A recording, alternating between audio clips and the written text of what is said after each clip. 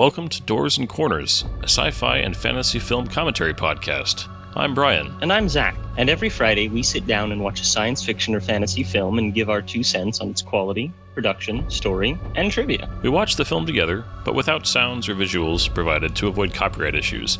But if you do have access, we encourage you to join us and follow along. Here, we like to keep things casual, and there may be discussions of spoilers or sensitive materials or language. But we do try and keep things clean and family-friendly. Ultimately, the goal of this podcast is to create the experience of us all sitting down and watching this movie together. So get ready to hit that play button, because we're about to get started. Damn Doors and Corners, I mean, that's where they get you. Welcome back to Doors and Corners. I'm Brian. I'm Zach. And tonight, we are heading back to our old favorite, Star Wars. And with all of our Star Wars podcasts, well, somehow, Patrick returned. Somehow, indeed. Welcome back, Pat. I'm glad to be back, guys. Missed you. Thanks for bearing with me and my crazy schedule, and I'm excited to be back talking about Star Wars. Yeah, Well, I'd just it's say, important when somebody, has a baby. Yeah, There's priorities. Pat's been doing some real life That's stuff. Yeah. Although it's just what do we have to do to get you back? We just had to watch a Star Wars movie. That's fair. Bingo. Tonight we are. The original plan actually was to watch the original trilogy. However, we realized that next year is the 50th anniversary. So why would we watch the original trilogy on the 49th anniversary? Didn't Like, Caravan what of are we, Garbage Caravan of make the same Garbage? mistake? Yeah, they recorded it this year. Yeah, they thought that it was the 50th and just messed up their schedule. And then for those of you who don't know, Caravan of Garbage is a YouTube channel that we like, Brian and I, and it's one of the inspirations for us starting this entire podcast. So we reference them often. A bunch of idiot Australians who are just wonderful. They are funny. But I'm really hoping. So, we've talked about Star Wars, the original trilogy, and, we've mentioned this before. I'm a hardcore original, theatrical cut. You don't really care, Zach. I think, Pat, you're kind of in the middle somewhere. But I'm hoping that we actually will get news, because it's confirmed that Star Wars coming to theaters next year will be the theatrical cut. We still have not gotten any news about the official, 4K release of the theatrical that's not, pirated or something. I'm hoping that that'll happen. So you'll lose the justification that we have to watch the god-awful Disney Plus version of Star Wars and watch the actual real cut of it. And we won't be able to say, well, we don't want to watch a version that nobody can see. I'm really hoping that'll happen between now and next April when we recorded the original trilogy. Yeah, it'll be a heck of a thing. We'll see. I've never seen, or at least I do not have active memories of exactly watching the unedited or non-special editions. Your dad's got to have the VHSs, right? I mean... No. My dad was the type. He loves his big stereos. He loves his entertainment systems. So whenever he would get the next upgraded versions, he would move on.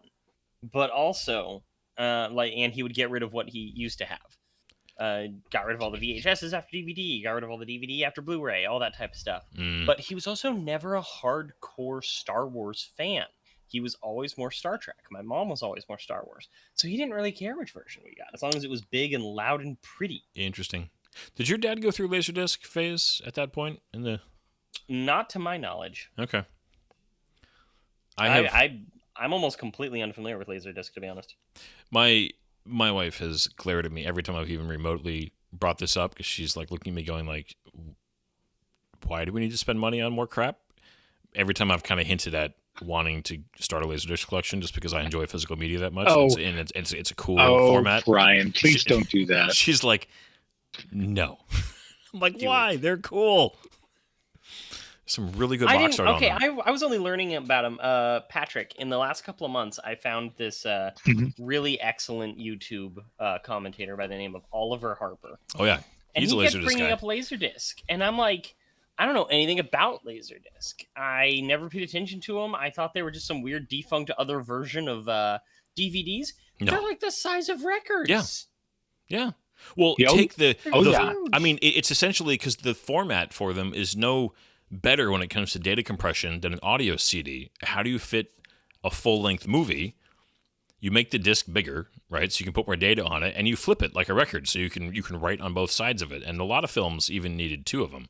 So, but it was the original way to get digital Christmas, to also get, if you had good surround sound, if you actually had a 5.1 Dolby system back in the day, it was the first real genuine way to get that, like from the source media, because you couldn't do it on VHS. I mean, you could have a receiver that would fake it, but it wasn't like it was taking actual source mixed 5.1 unless you had Laserdisc. So before DVD, like, it was the way to do it. And I had a friend who was a big media person at church growing up that had a full nice house system, including like a genuine, like, Dolby certified THX, 5.1 home theater system. And I remember them showing me Star Wars and showing me Top Gun and showing me what was one more? Oh, Terminator 2 on Laserdisc, like, just to show not only the picture quality but the sound. The big thing with Laserdisc was sound. It sounded so good if you had a theater system. It wasn't like a little bit better than VHS. It was like being in a theater. And but yeah, it was expensive, and the players were expensive, and most people don't want to get up in the middle of their movie and flip a disc over. So yeah. Anyway, yeah. But yeah, Oliver Harper loves Laserdisc. I watch almost all of his videos also. Yeah, I know. I'm just a weirdo. The black sheep of the Star Wars family in terms of films. Solo. Only financially. We were talking about this before. I think that Rise of Skywalker is the one that actually is universally, like, find somebody who truly defends it. I think Solo is definitely the only financial flop. As much as Rise of Skywalker is hated, it made money. Solo has the distinction of being the only Star Wars film to ever lose money in the theater.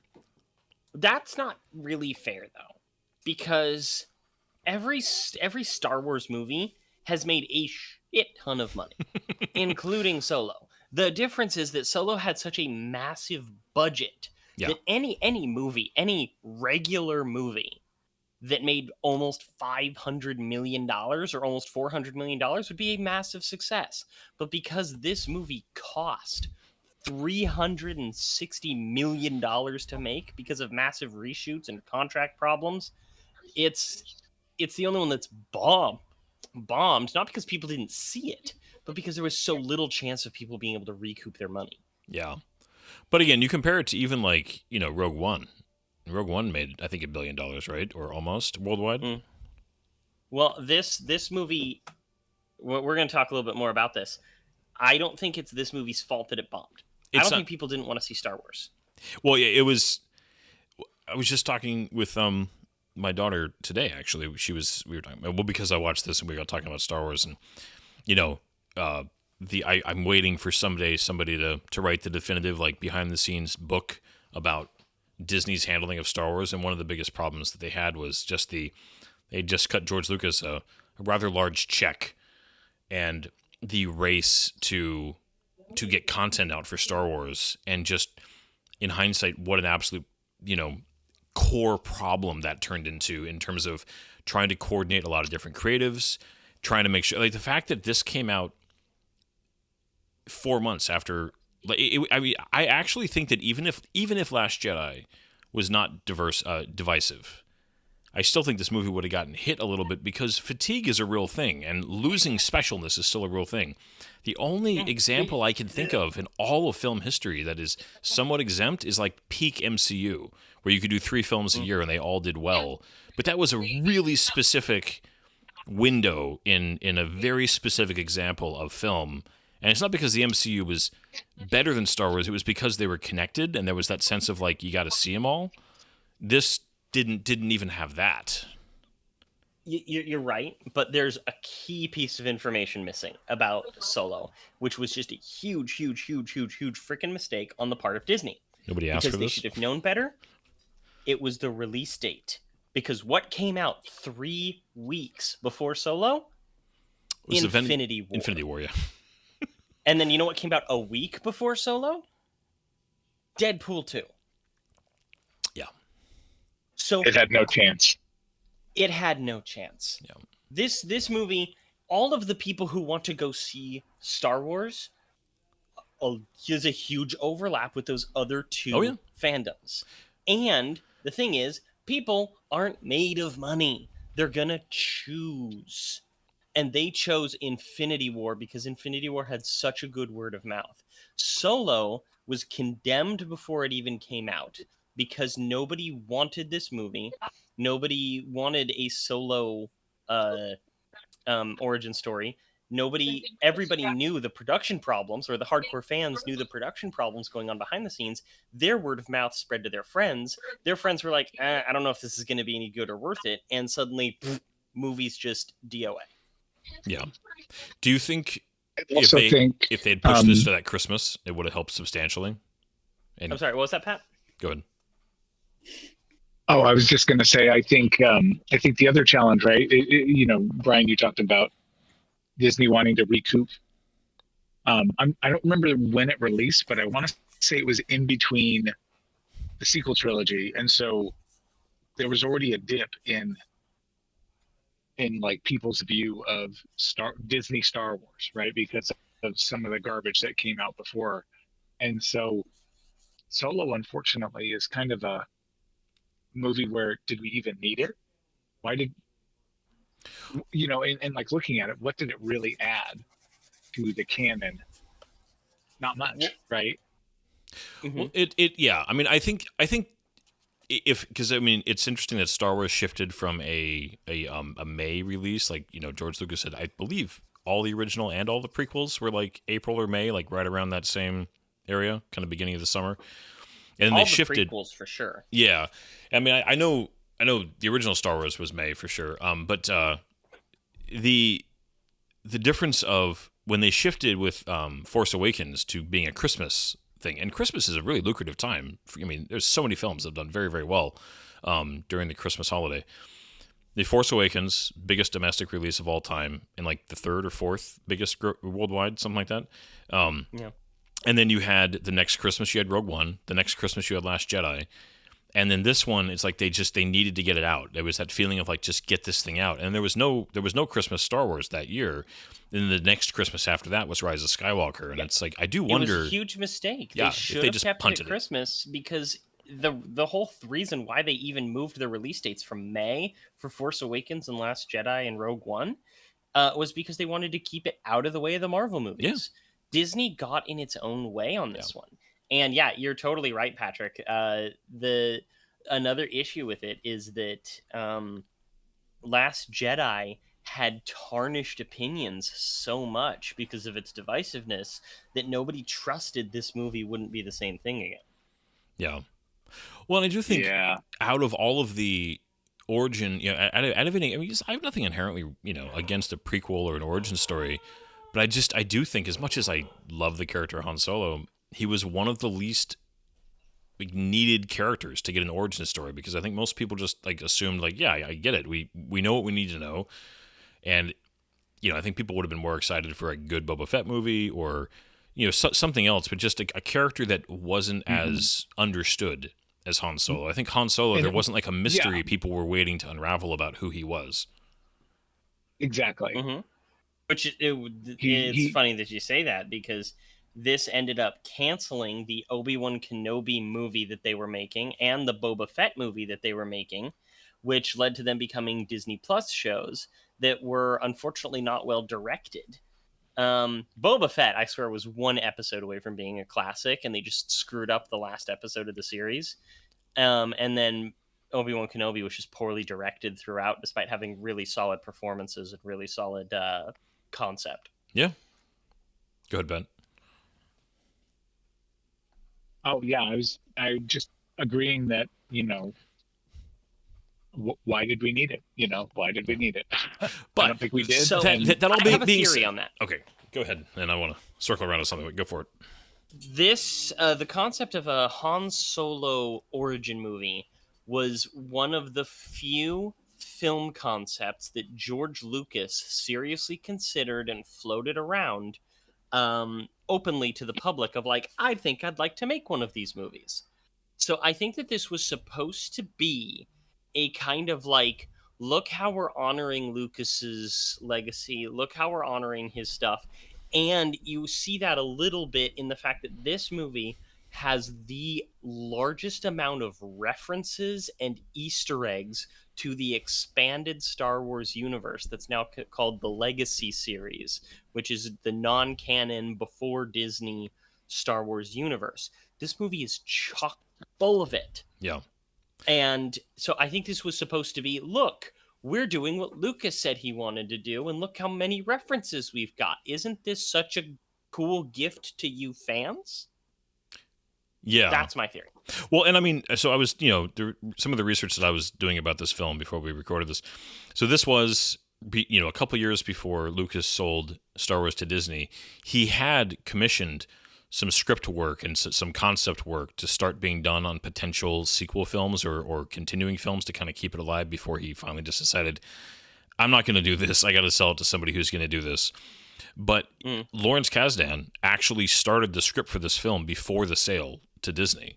So like this I don't think that this is the same movie though. No, I don't think this is the same script. No, it's well, no. I mean, I'm not saying that this film as produced, but active work by Lawrence Kasdan, who has a script credit on this film, was already being worked on.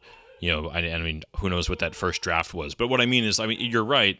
But this was an already in somewhat development idea even before the sale, and then. I think you're right. They wanted to honor George Lucas there a little bit. I think having someone like Lawrence Kasdan attached to a script, because that gives you instant cred, because you immediately can tell everybody that this is the guy who wrote Empire, is doing this. So that's just, talk about, you kind of make everybody go, oh, okay, well, maybe it'll be great. And what I wanted to circle back around is, as much as this movie, we're kind of starting out a little bit negative, and I'm sorry about that, because, I mean, I probably have the lowest opinion of this film, and I still think it's good.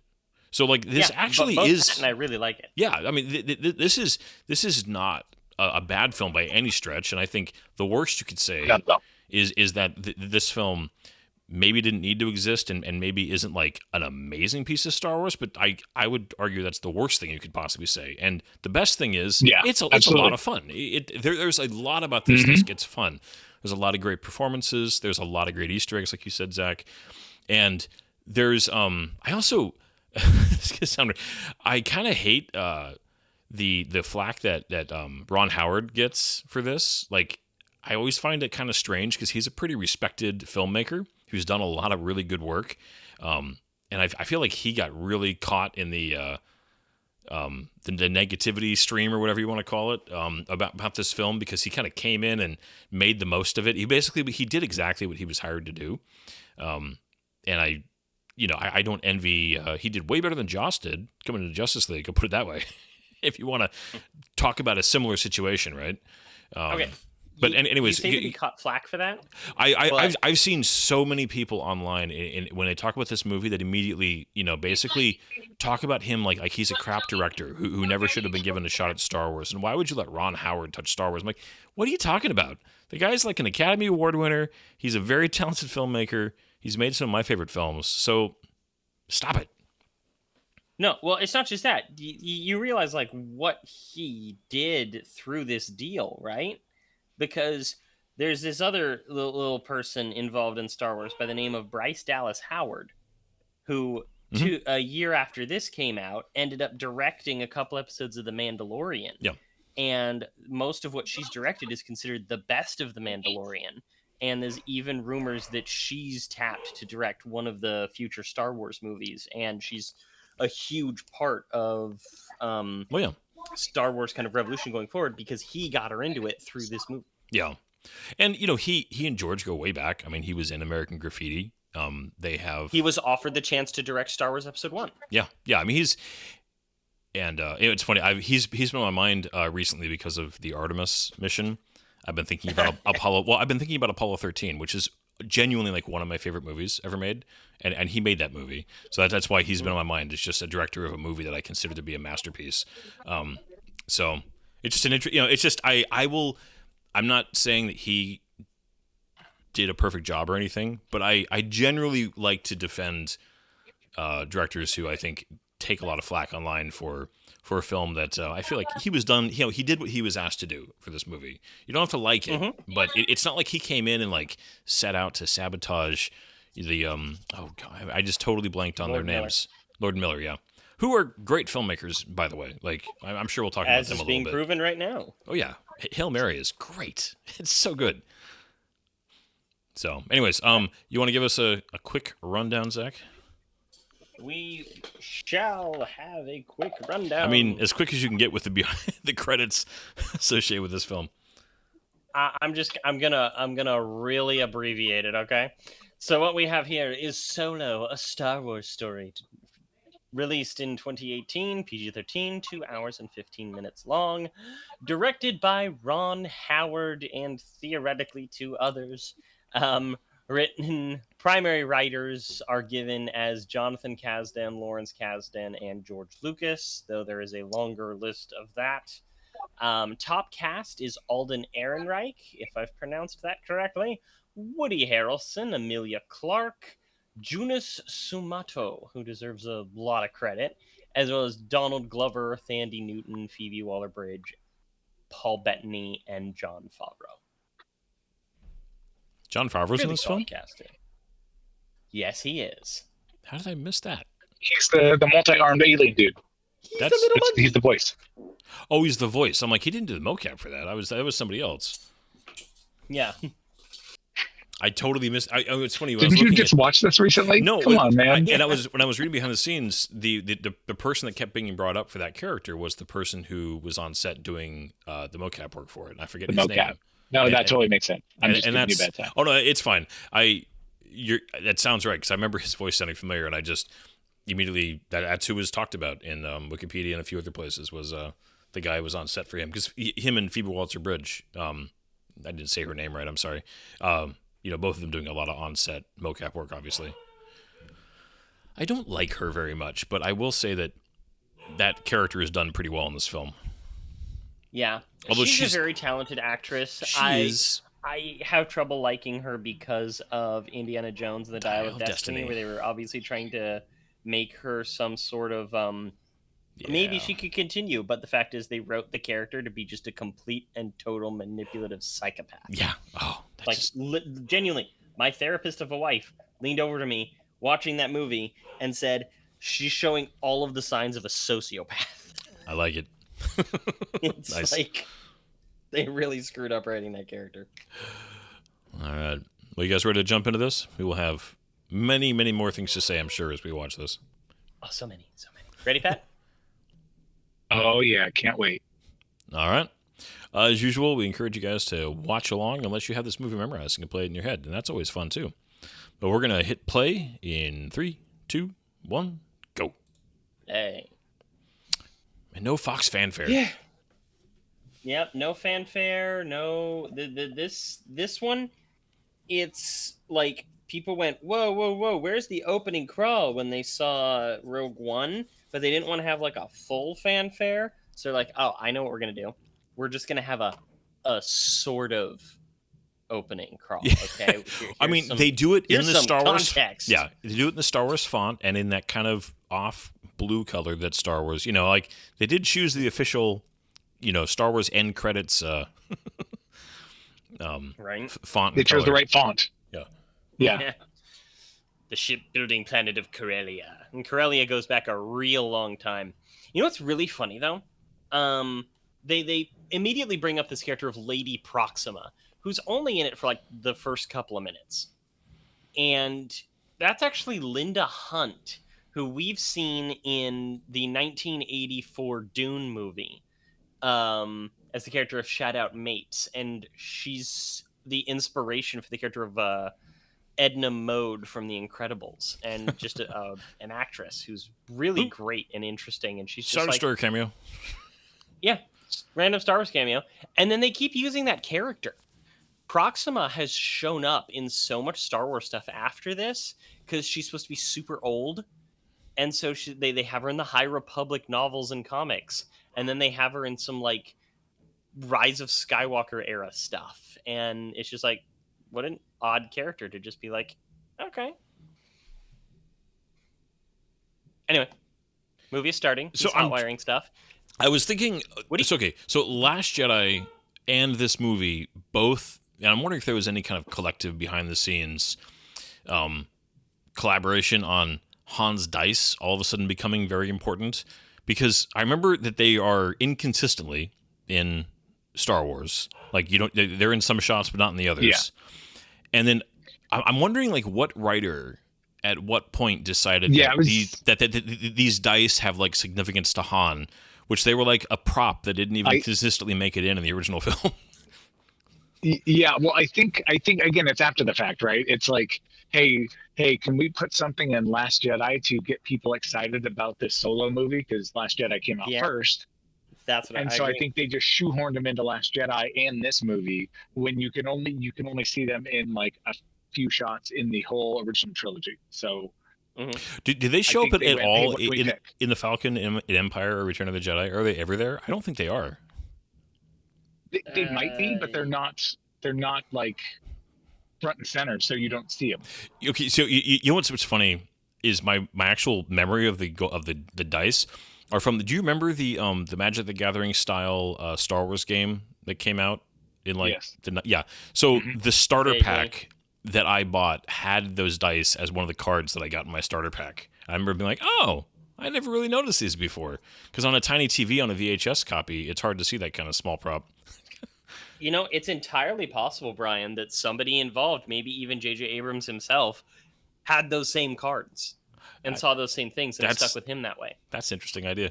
Okay, what race are they supposed to be? Because I actually don't. I should know this expanded universe lore, but what is this? So these this are race? supposed to actually be the same species as the character that I just brought up, Lady Proxima. Proxima, yeah. They're supposed to be. I can't remember the exact name of the species, but they're these freaking like lizard people who live for a super long time, and the longer they live, the bigger and more serpent-like they become. Okay, so the fact that she's so tall means she's very old. A worm-like creature called a Grindelwald. Yeah, looks like. Lady Proxima, Grindelwald. They keep getting extra arms as they grow, also. Yeah, must be. They're basically kind of like the Pikes in that they're known for being an organized crime. Okay. Like Ferengi. I will say one of the highlights of this film. So I had seen randomly. I was because I've always liked the Coen brothers. Is I had seen the film that they had made about Hollywood with I can't say his name. Alden Ehrenreich. Alden Ehrenreich. I had seen him in it, which is I remember that name, that movie also, because George Clooney's character's last name was Whitlock in that film. It just was one of those odd little things. Anyways, I had seen him in that, and then it was referenced in some of the behind the scenes that the fact that the Coen brothers cast him kind of gave, some credence to his casting, like this guy can carry a film. But so I mean, other than that, my point is, other than that one film, I hadn't seen him in anything. I know he had done some other stuff. He did and does a very good Harrison Ford throughout this film, without it being a like he's just doing an impression. You know what I mean? I actually kind of disagree. I think he's good. I don't think he does a great Harrison Ford. Really? Do you know who he does a really good? He's a really good Dennis Quaid. Watch the movie, okay? Watch when he smiles, especially with his mouth closed. He looks just like Dennis Quaid. He looks more like Dennis Quaid than Dennis Quaid's son, Jack Quaid. See, I feel like he gets the maybe where I see the Harrison is, I think when he kind of gives that smile and the eye, that look, he has that, I don't know. He's not as rugged as Harrison Ford is, for sure. But there's just something about the way that he kind of tilts his head and smiles throughout this movie that I actually do think is pretty good. I mean, he does a very good job, but there's so many instances where he reminds me of Dennis Quaid. Okay, I'm not sure I can help you there then. Now, well, I will probably get some too. flack for this, but I've never liked Emilia Clarke, and I don't dislike her in this film. I just don't care about her. This was kind of at the height of Game of Thrones was still like relevant. Oh, there's some people who say that this movie is what killed Game of Thrones because Disney paid to have Game of Thrones filming altered so she could continue doing this movie. And like that caused some production problems behind the scenes, had to change some writing and things like that. It is very interesting. I don't know how much of it's true. I don't know if we'll ever find out exactly what. But I also do agree. I don't think she's a bad actress, but I think she's kind of like the Jai Courtney of this era. They kept trying to make her front and center A-list star, and she didn't take the right roles That's for a it. serious accusation, Zach. I don't think she's as bad as Jai Courtney, but I do think that maybe she's the who's from Avatar? Sam Worthington? Sam Worthington. Zoe Saldana. I think that she's the same. Hey, Star Destroyer shield generators. Little. Yeah. Okay. I don't actually dislike Jai Courtney though. I think Jai Courtney can actually be a fun actor in places. I have yet He's to just see not him a in leading man. I've never seen him in anything I liked.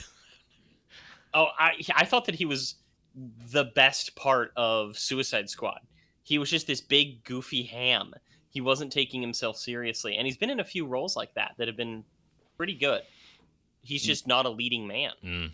You'd have to. Yeah, I'm glad you reminded me because I honestly didn't even remember he was in Suicide Squad. But that whole movie to me is kind of a bad dream. So the Isn't Suicide his character named Captain Boomerang or something?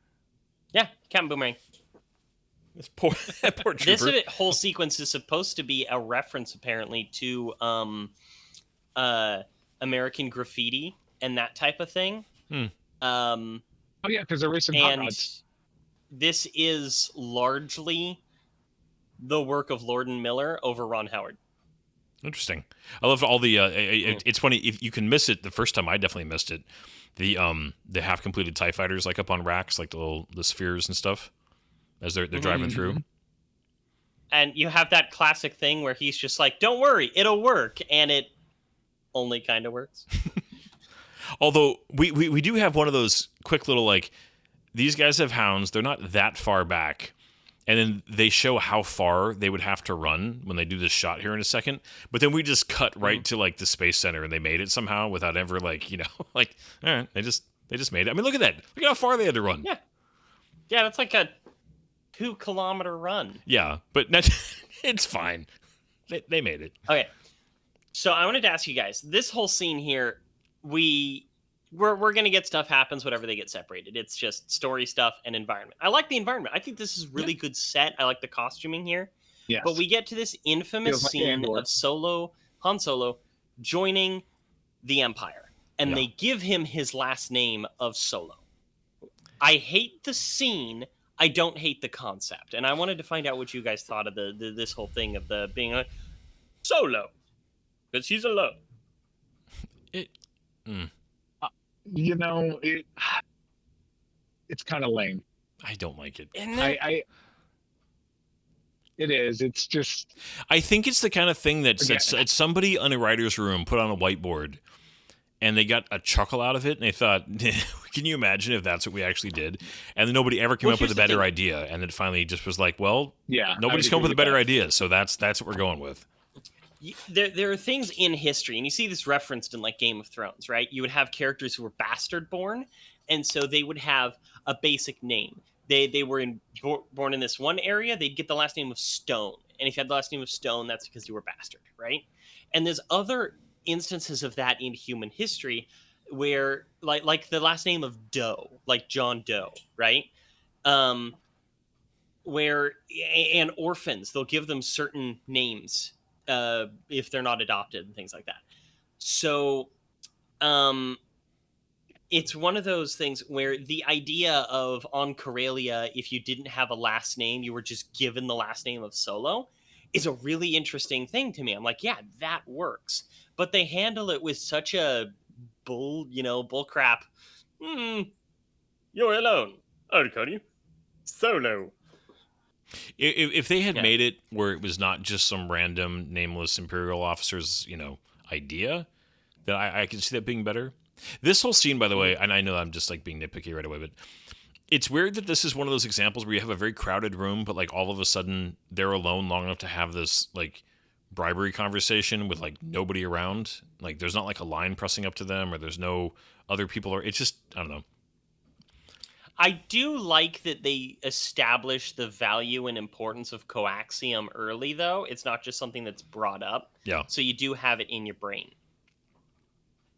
I also like that So that works for me. the pattern of the grate he's behind is like a long established at this point, like Star Wars pattern of grates. 100%. Uh-huh. This exact oval pattern has just been used in so like floor grates on the Death Star. Yeah, Was and there. so many. Oh yeah. Oh yeah, Mhm. like somebody was punching Jyn that Erso's that thing cell out. at Yeah, the beginning of Rogue One. yeah. There was Question a for you manufacturing guys: plant. Go ahead. is coaxium the equivalent of dilithium or trilithium? I think I'm kidding, Mm, but okay. I would say that it's probably trilithium. Was Because its There we whole go. thing is that it was discovered fairly recently in Star Wars lore, according to canon, and was considered a more effective form of starship My fuel. one- It's much more valuable. I think one challenge I do have, though, like you mentioned coaxium and then bringing it up, that's great. We never hear about it before or after either. I was just about to ask: it's- was there a previously established source of fuel in this Star Wars universe? I mean, a couple different types of fuel. Like Bespin worked on a Tabana starship gas. fuel. The Tabana gas, Oh. yeah. I thought Tabana Tabana gas gas. was used in blasters, based on my memory of like some encyclopedia or something I read that it was like used to make blasters more effective or something like that. Yeah, because Am I crazy, or is that a thing? There was Tabana gas. There was there was something else. In Legends, there was also something that was like from Kessel, because Kessel was a fuel mine. It was called like Kesselinite or something like that. But there was deuterium. Let me see here. Well, There the was Last Jedi. Malastarian fuel that was established in Clone Wars. Well, I'm thinking Rhydonium was one of them. before this, the Last Jedi kind of established the idea of running out of fuel for hyperspace, which was considered, that's one of the complaints of that film. It's kind of a new idea, but then this movie also definitely introduces the idea of like, here's a tangible fuel source. They even call it hyperfuel in like the opening text, the quote unquote crawl, that they call it hyperfuel, which I think is a dumb word, by the way. So I think the whole thing is that that they were trying to establish, at least from my experience, is that there have always been a whole bunch of different types of starship fuel. Some of it's better than other. It's like saying, okay, are you going to have a car that runs off of gasoline, diesel, electric, or hydrogen, right? Coaxium was supposed to be a newer, discovered, much more better, more pure, and thus much more valuable starship fuel. They do use it a few times in lore afterward, after Solo, but it hasn't been like front and center, and it's mainly been in things like video games. Okay. It popped up in Jedi Fallen Order. It was a big part of Star Wars Outlaws, stuff like that. Okay, this whole sequence doing such a like very gritty like little war sequence with like the color palette here and the amount of mud and everything, and just like how horrific this is, even though it's still very jokey. What do you think of this sequence to kind of establish where he ended up 3 years later? I mean, I love the pun where he's just like, I'm going to fly, and then it shows him getting thrown through the air by an explosion. That's great. Because there was a deleted scene where he was being court-martialed from the Imperial Flight Academy, and that informed like he disobeyed orders and stuff like that, and there were a whole bunch of like there were some cameos, there were some references to other I'm trying to Legends think stuff in it. I'm trying to think that there was nowhere in the original trilogy, but I mean in multiple expanded universe, it's a good shot. Multiple expanded universe sources did establish that he did spend some time in the Imperial Academy, right? Yeah. In fact, I don't necessarily mind the idea of a redo of Solo's origin story, because honestly, I found it kind of stupid and trite in the original version. But a large part of it is the fact that he was an Imperial pilot who disobeyed orders and was thrown out. Now, Wedge was an Imperial pilot that then he just defected, right? He didn't get thrown out?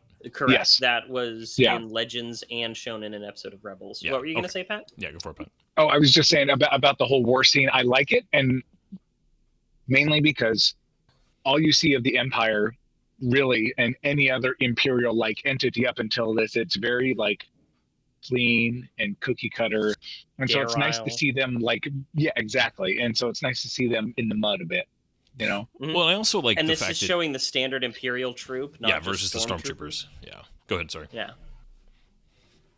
No, that's it. No, I like the same. I do like because a lot of the idea that stormtroopers were supposed to be like special troops. Like they weren't the grunt forces. They actually were supposed to be, which is where a lot of jokes come from, obviously. Because I know Andor did the same thing. You had your stormtroopers, but then you had your regular just black, with their this outfit on, but cleaner, obviously. Yeah. And they're wearing like the stormtrooper chest pieces and everything. But yeah, the setting, you're also not seeing who they're fighting. They could be fighting anybody. The whole thing is it's the Empire, and visually they're telling you all the Empire does is fight dirty. So it's funny. This is it Thandie Newton? Is that her name? Thandie Newton. Thandie Newton. The only two movies I know of her from is that she was the love interest in Mission Impossible 2. And then she was in the very, very unfortunate remake of the classic Hitchcock film Charade. No, it wasn't Hitchcock. Sorry, Charade, where she did it with Mark Wahlberg and her were in it. Was like what was the name of it? It was a bad movie. It was like Crash? No. Oh, that's right. She wasn't that also. But no, it was Chronicles of Riddick. What about no? It was there was a Charade with Audrey Hepburn and Cary Grant. I mean, it's a famous film. It's a wonderful film, and she was in a very bad remake where they actually got Mark Wahlberg to try to play the Cary Grant character. Can you imagine trying to pull that off? Ugh. Can you imagine trying to have Mark Wahlberg play Cary Grant's character? And she was the Audrey Hepburn replacement in that film. It was so bad. That's crazy. I remember her from like small stuff. Like I remember she had a recurring role on ER. She's not a bad actress, by the way. I'm trying to say that, but yeah. She was in Interview with a Vampire. Okay. Chronicles of Riddick. I remember she was in that movie Norbit. It's considered one of like the worst movies ever made. Oh yeah. Yeah. But she was in Westworld, and she was really good in that show. Despite after the first season, the writing went down the toilet. Yeah, I still haven't seen that. Only watch the first season. The first season is great and worth it. Everything else that comes after it just goes so far downhill. Yeah. What is your general opinion of Woody Harrelson as an actor? Do you enjoy him when he pops up in films and kind of does his thing? Because he tends to play a similar type of character quite often. I don't know, man. He's weird and he's weird. I don't know. He definitely can act, but he plays. He's one of those guys that plays a similar version of the same guy so often, I feel like. Yeah. I think the character he plays, not necessarily in this movie, but I agree with you. It's a similar vein of character. It's perfect for a smuggler scoundrel type. It is. Yeah. In this movie. Yeah. It's kind of like, to a buddy of, casting The Rock as a strongman. Well, yeah, that makes sense. I was talking to a buddy of mine about this movie, and he was literally like, I think I'd really like the movie if it wasn't for Woody Harrelson, because he hated Woody Harrelson. Every time I see this whole sequence, I just feel bad for, can you imagine shooting in, this is obviously some pretty viscous mud. And I forget, who's the name who became, they took over Chewie's, I don't remember his name. He's a big, sweet. Joonas Suotama. Yeah. I'm just imagining being in that suit, in this obviously, pretty thick, nasty mud. Would just be like, oh man, having to like reset and just, this must have been a heck of a couple days shooting this. Right? And he would have tasted so bad right there. Right? But yeah, like his only acting stuff has been with, so he was literally Force Awakens, Last Jedi, Solo, Smuggler's Run video game from Disneyland, Rise of Skywalker. He played another monster in the Willow TV series. He was Master Kelnak in the Acolyte, which that moment with a Wookiee lightsaber fight was pretty cool. Mhm. And then he was Lurch in the Wednesday TV series. That's all this guy's done. Yeah. This whole thing. Okay. It is. I'm trying to think. Okay, they show the droid down there that Mhm. Chewie's obviously thrashed.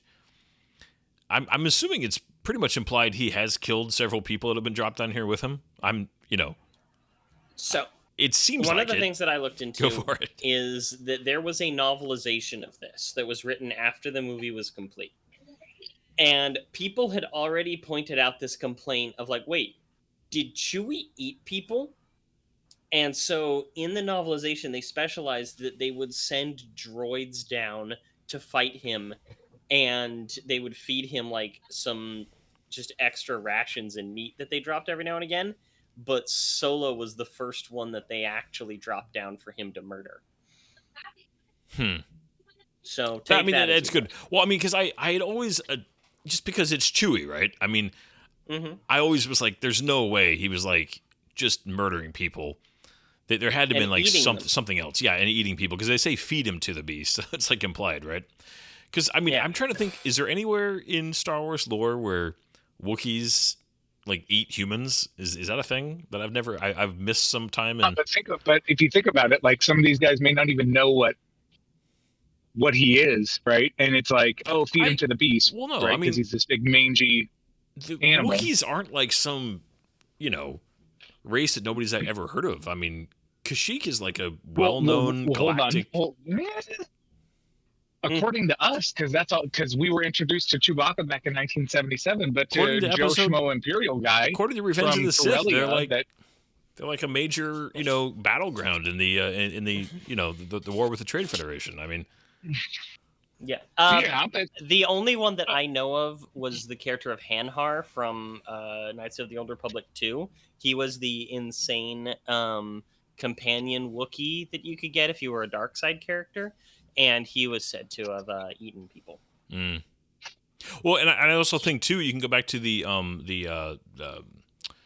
not the Golden Age. What was the era that the Acolyte took place in? That there was The High Republic. The High Republic. That there High were, Republic. There were Wookiee Jedi. So I mean, Wookiees were well known enough to be Yeah. Jedi. Yeah, just- well, they must have been high Wookiees were during when they famous made it. in- High Republic. The whole thing about Wookiees and being Jedi is that they were very commonly Force sensitive, but they were very rarely actually made Jedi, and it was like kind of a big deal when they were. And that's been fairly well established Yeah. both in Legends and in canon. Yeah. Well, but I'm going to argue that though. You ready? So Yoda was the Jedi Master. Did anyone know what species Yoda was? I It's know entirely that's possible that I know Yoda that's is the species. no, but I guess what right. But I guess what I'm getting at is that like whoever that Imperial guy was that said throw him to the beast, how does he know about Kashyyyk? We know so much about it because we've seen all the movies. Yeah. I don't know that the Imperials have like, oh, here's this planet and this planet and this planet species is this, and I doubt Well, that yeah, they were given but that I mean- kind of training. But It's what I entirely mean is, possible that they wouldn't. well, but I guess what I would say is, even in Knights of the Republic, which is 1,000 years previous, Wookiees are in that. So Wookiees are like a Mhm. well-established, at least running back 1,000 years, galactically known race. Yeah. Yeah. It would have been like somebody going like, "What do you mean a Bothan?" Or Yeah, "What do but you mean maybe a they're Twi'lek?" Or racist, okay? Maybe- and maybe it's they're like, racist. say that there's a guy from Well- Kenya, and you have some racist dude from Georgia who's going to be like, oh yeah, we've got a black guy in the pit. Let's just go throw this guy in here. Yeah. That black guy will go kill him. It could be Well, that. all Type Well, and that guy in Georgia has never been to Kenya. Thank Never God. went to school where they learned about Kenya. And like if you take that several, think of how many planets there are. yeah, like Mhm. in just their galaxy, let alone like. Oh, and I by the could, way, I found recently someone shared with yeah, me an I could. interactive galaxy map of Star Wars, and Yeah. it's I know, is insane that to so look at. cool? I would say I'm much Yeah. more open to the idea that they're just a racist idiot who just is calling it a Oh, beast. 100%. Oh yeah. But the idea that they don't actually know what a Wookiee is to me is like weird. Yeah, Yeah. that's fair. I get it. All right, this whole sequence, okay. To This is me, great. this whole action sequence on the train is probably the best part of the whole film for me. Hmm. Yeah. It is like a pretty well. I mean, a train heist, right, has been done. How many? I mean, there's a lot of good examples of it. Um, gosh, Firefly had a pretty good train heist, which was the it shouldn't have been The episode, The Train the Heist. premiered. It shouldn't have been the premiere, but it was on broadcast television. Anyways, this is I like the train design being the above and below and just kind of the whole. Hmm. This does one thing this movie does that I appreciate is that it doesn't tell you the whole plan, like have the characters spell it out and then go do it. Like a lot of times, movies will do that. It Hmm. just says we Mhm. have a plan, and then like follow, trusts you to follow Yeah. along, and then know when no, that obviously was not part of the plan. What happened there? That's a mistake or that's a problem. It Hmm. doesn't waste time explaining it to you first, which I do appreciate. Yeah. Yeah. My other favorite part is like, you know, Han Solo's blaster, his little DL-44 is this amazing, like, basically it's its own character. It's kind of like the Millennium Falcon in that, like, you hear about his blaster. And so I appreciate that they're like, here's how he gets it. Yeah. Yeah. Well, it's And such it's an really a iconic sniper silhouette. rifle, broken down, which is so cool. Yeah. Yeah. I like when they have those modular guns. They did the same thing in Rogue One. Yeah. Yes. What did it in? And in the Andor series, they had something too where it was like, I want one. Yeah.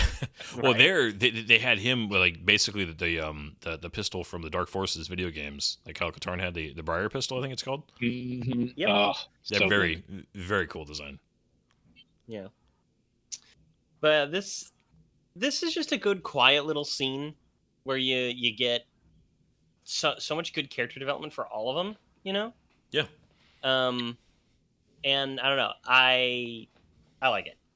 Did I you say that a lot, but did you anticipate? useful. I kept waiting for a scene where there was an actual like piece of dialogue referencing Wookiee life debt. I don't know why I kept waiting for that, and I was surprised they didn't work that in somehow. It's implied. I'm not necessarily surprised because I think it would harken a little bit too close to the idea of slavery. Mm. And I think that would be just they were afraid that some social justice warrior on Twitter would be like, "So you're saying Chewie's a slave through these movies?" Well, if it's That's my voluntary, theory, anyway. maybe. But I do appreciate that they gave him a version of the Mandalore that's not exactly, they do like there's some time that goes on because yeah. Yep. on both shoulders actually would be more stable in some ways when Right? you're moving around. So, one of the things that was pointed out to me that I can't really get over, okay, is that this was originally going to be part one of a trilogy. And we have a couple of things of just like a continuation of stories, especially with Kira, Crimson Dawn, all that stuff. What character Mhm. growth is left for Han Solo after this movie? We see him get his gun. He meets Lando. He becomes an outlaw with a reputation. He gets the Falcon. He has the sabacc game. He goes to work with Jabba at the end. Like, See, what's left for so- 2 more movies? I haven't brought this up yet, but actually one of my problems with this film, or at least maybe it's not a problem, but it's one of the parts that I just don't enjoy about this film is actually the entire plot point with the other rebels that interfere here and do this whole thing. The fact that they have that turn where he helps them and they're like this, another element of the rebellion. I actually find that particular part of the story to be just odd, and I think you should have saved his penchant for kind of helping the side that doesn't benefit him Yeah, I don't know. I feel like this actually, this movie itself should have been played as a little bit more of a villain origin story, where Yeah. Han actually goes bad throughout this movie. He becomes more corrupted, Yeah. and then as you get like a glimmer of hope at the end, so that in later movies you see him come a little bit back towards the light. Yeah. That would inform his tipping into full rebellion at the end of New Hope. Yeah, because they really had set it up in Star Wars where he wasn't interested in really helping them without reward for himself, and the idea that he's full on like willing to hand over a fortune just because it's for a good Beckett cause. is so cool in this whole sequence. He's so cool. Right? Yeah, He has that little like flip up of the Sorry. hatch to act as armor. Well, and just how he like as it turned, he like slid off the side to start shooting to give himself partial cover. Oh, Well, and the fact that he was So good. already roped in also, like he anticipated all this and already had himself secured, and that he had anticipated a lot of this stuff. Yeah. She's just so smooth. But yeah, this is the character, Rio, here, for our Monkey Man guy. That's Jon Favreau, director of Iron Man, probably a billionaire.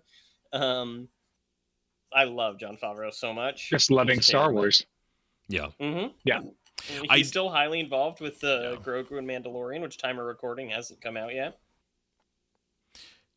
Yeah, so this Well, and so I if you were going to ask me to change one thing about this film right away, I would have just had this be just a rival crime syndicate. I would have ditched the entire Enfys Nest thing. Yeah. That's what they are, though. They are a rival crime syndicate. They even use this name, the Cloud Riders, which was a crime syndicate from Star Wars Legends. They don't reveal that they're rebels until the end. And I actually don't mind that twist. I just wish that they had used it a little bit better. Yeah. I mind the twist. I find the twist obnoxious. Well, okay, here's what I think was the original plan that Disney cowered it out of. I think that he was going to be selfish, and it leads to them dying, or most of them dying. And he still gets some of his riches, but he ends up greatly regretting it, which would inform more of his choices at the end of New Hope in coming back and not letting that happen again. I think that was what they were going to go for, which if that was the case, it would make a lot of sense that they would use that type of twist, I don't know, but that's me. I genuinely think that was something that they're planning on doing, because they have so much other stuff, and using the name the Cloud Riders, which that was something created by George Lucas himself for, I think, even Splinter of the Mind's Eye. Yeah, and I also the first thing written after Star Wars.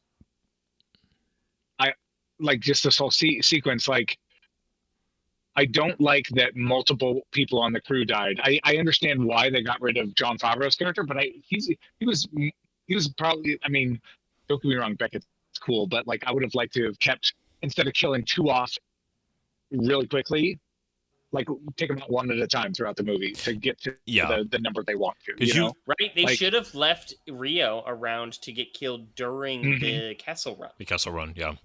Yes. Because as much as what's the droid's name later? Lando's droid. Yeah. L4. L3. L3. Right. L3. Yeah. L3. Yeah. As much as that definitely has some substance, and there's I think that they could have done something that would have affected Beckett more. Yeah. During the Kessel Run. Dude, these droids. They bring these droids into Jedi Fallen Order and Jedi Survivor, and they're so obnoxious. But overall, the character designs and the weapons and stuff, I dig it. It looks very Star Wars. It acts very Star Wars. Oh yeah. Yeah. Okay. So they're trying to steal this stuff. It was interesting. What was I gonna say? This whole sequence is cool. Just the her kind of working her way through, and just the idea of I found it interesting that I'm saying she, we haven't gotten revealed that it's a girl yet, specifically did not kill him when she could have. on top of on top of the train, which was I don't know. It was interesting because the guy that went up into the ship, I mean, they were just exchanging fire. I guess he didn't really have a choice but to shoot this guy because they were shooting back and forth at each other. Because when she cut his gun off with her thing, she obviously could have just taken his hand off right then, but didn't. I don't know. It's just an interesting. Because she's a good guy. Yeah. Because that's her entire character in everything. She's a bad guy. Oh no, she's not. She's actually a good She guy. is the same lady from Falcon and Winter Soldier, right? I'm not crazy. That's correct. And she recently had the same exact type of character development in 28 years later, The Bone Temple, in which she was a bad guy who turned into a good guy. Well, she has a face that immediately makes you think that she's innocent and can still be in high school. Yeah. Yeah. Like I mean, she just the actress has is that actually face. quite good. I just don't like the parts she's been in. What- She's very one striking. problem I have with this sequence, the droids could have easily circled and just shot her. Like they stayed, they They stayed just put. split, right? Yeah, well, because they were split in like a V, and then they just took their time going to her, and it's like, yeah, Yeah. Yeah. That's just one of those narrative things. I mean, sometimes you need at the speed that thing was going, it's gone right now. Yeah. Like This this entire explosion, though. train has gone off the track twice at this point. Just saying. Yeah, Hey, it's off the rails, you could say.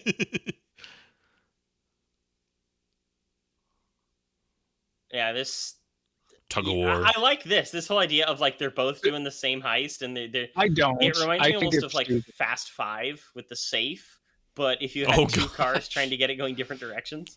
I guess so. Yeah, it bothers me a little bit. Really, I think it's great. Yeah.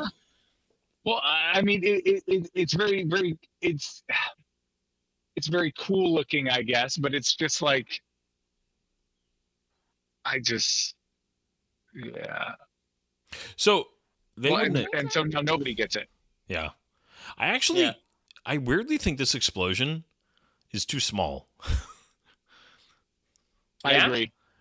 That much given of it. given how they were talking about this, I actually thought it would have But it been was bigger. really cool. It really looks cool. Oh yeah, though. it did like the vacuum explosion. Like what were you watching, Zach? That had those type of grenades or something? It was Thor: The Dark World. the Dark World. That's right. Yeah, he had the vacuum grenades, little Mhm. miniature black hole grenades or something. Implosion grenades. Yeah. Yeah. Yeah, I just like the almost like watery look of the explosion because of like how that might actually react in an atmosphere before an Mhm. implosion. Yeah. It's almost like it would push everything out. Yeah, I thought it was cool. That I want to say that punch was very clearly did not connect Yeah. with his face. Like painfully obvious that punch did not connect with his face. Yeah. Okay, One of the things that Aaron Reich has that Harrison Ford does not is Aaron Reich kind of has a pouty face. yeah, Harrison Ford. I Yeah. don't think I've ever seen him pout. He's definitely been. I don't think he's capable of it. He's just too manly. He's too slimy, but in like a good way. Okay. Oh. Yeah. Also, is Woody Harrelson just that tall? Well, I know he's not that tall. He's fairly short. I They lost make his him name look again. tall in this thing. Yeah. Well, right there, the fact that they're shooting it, at the angles they are, they're definitely making him seem taller than he. I don't think their height difference is that He's big, my height. but 'cause, yeah, how tall is Woody Harrelson? 5'9". Oh, you just looked it up. Yeah. Okay. Because this guy here who plays Chewie is 7 feet tall. All right. And there's certain scenes where they almost make Beckett look like halfway between Han and Chewie's height. I think they just kind of wanted to make him look big and like intimidating and the upper hand type of guy, Yeah, because Alden Eckenwright is only an inch shorter than Woody Harrelson in real life. No, he's an inch taller. No, he's 5'8". And Harrelson's 5'9", right? Harrison's 5'9". No, no, Aaron no, Wright not, is not 5'10". Harrison. I'm talking about Woody Harrelson. Is 5'9". Yeah. So he's an inch taller than Alden Ehrenreich. Alden Ehrenreich is Ehrenreich. 5'10". No, he's 5'8". I just looked it up. I just looked it up too. You're crazy, man. I just looked it up and he's I am. 5'7". I'm just kidding. Well, who are you gonna believe? 5'8". It's from celebheights.com. Who are you gonna Well, believe? mine's from IMDb. I mean, Um. yeah, ooh, that's tough. Okay, Wikipedia. What does it say? Someone look up Wikipedia and it'll be the Okay, tiebreaker. Google says 5'9". This is amazing. HealthyCeleb.com says he's 5'9.25". Wow. What websites do you go to, Brian? Jeez. This is what Google's, putting down. This is all Google. Okay, boomer. Goodness. You should just ask Okay, AI, time guys. to ask Come on. an AI. Time to ask an AI. Gosh. There you go. This is weird. Okay, Like, so it doesn't fit with the other Star Is that Wars Darth stuff. Malik's great granddaughter? It must be. oh, Um, gosh. okay, so Paul one thing that- Bettany, he asked Ron Howard to be in this, right? Because they had to reshoot all this. Did I get that right when I was doing some research? Well, they had this other actor who Yeah, was he's supposed to be really in the distinct role, guy. who filmed a whole bunch of it. Yeah, but he just was Um, unavailable for reshoots. Yeah, he was unavailable for research, and he was all set up to be a like a cat man, like a cat person, and it was going to cost a lot of money. And with the budget already ballooning, they were like, let's just use somebody else and make him a normal person. But even then, they decided to make him sort of alienish with these markings. But the markings, Where's the top of her head? Okay, I was going to talk about that. Those are called the decraniated. And they actually expand on them in some of the lore in an absolutely horrific way. It's like the worst possible fate you can have as a person. You're a slave that gets your brain completely removed and replaced with a computer. Ooh. And according to the lore that they wrote, one of the pioneers of that entire thing is the guy who gets his arm cut off by Obi-Wan Kenobi in New Hope. That's awful. That's why he has all the death sentences. That I don't know about all that. That seems I know. I'm not a big seems fan of like it people either, trying to but tie that's what they up decided to do. loose ends. So, okay, Yeah. this is supposed to be 3 years, right? 3 years later? Yeah, 2 to 3 years, I think. So, is it the fact that she's gotten from being a rat on Corella to this position in 3 years, is that a little convenient? I feel like more time should have I gone. mean, she's an attractive woman. I don't know. There's something about that. I mean, to be in a position of trust, like According to I don't the have any book- doubts that she could work her way up, but 3 years seems really fast. According to the book, right after she was recaptured, Lady Proxima sold her into slavery to this guy, Dryden Voss. Okay. And she quickly impressed him with her cunning and abilities to where she was introduced to the head of the Crimson Dawn, one Darth Maul, who saw her potential through the Force or whatever and knew that she was going to be an important and powerful agent of his, and insisted that she be trained to be kind of like the right hand of Voss. So highly convenient, but Okay. workable in the context. If she was sold immediately, and yeah, you have like a force explanation, then yeah, okay, I would accept that. You could say it was a little forced. Okay. I hate you. I love Chewie here, by the way. Just this reaction that he has is so great. It's just like, Chewie, they do Chewie so good in this movie. yeah, just the whole like, whatever. Drink some both. I'll drink by myself. And then like down his beard or whatever. Yeah, the drippiness. Oh, it's great. His face fur. Oh gosh, Chewie actually is probably my favorite part of this entire movie. Chewie and They Lando. do him really well. Yeah, I also really do think that Donald Glover is really good as Lando. He is. His performance is so good that you can overlook how much they failed the character of Lando. Because you don't see any of the smart leader and general and like cunning entrepreneur. He's just suave and self-centered through the whole thing. Well, he's not there yet. You figure this is what, 20, 30 years before? That is 20 years probably before? that is the only Disney Plus project that I actually was bummed that didn't happen was his show, because I actually really wanted to see him play the character more. And if it had been written well, it could have been so good. Supposedly, it's still being talked about. I'm sure it's he still being wants talked to do about. it. Yeah, I mean he can still do it, but it's I like that is if you ask me for like one project to have happen that hasn't happened that was talked about, it would be that. That's interesting. I didn't expect that from you. No, a combination of just the performance in this film, and I've always liked Lando. I mean, he's like, even in the expanded universe, he was a character I enjoyed. He's just fun to watch too. Yeah. Well, that's one of the things, is that whoever wrote this did really love Lando as a character.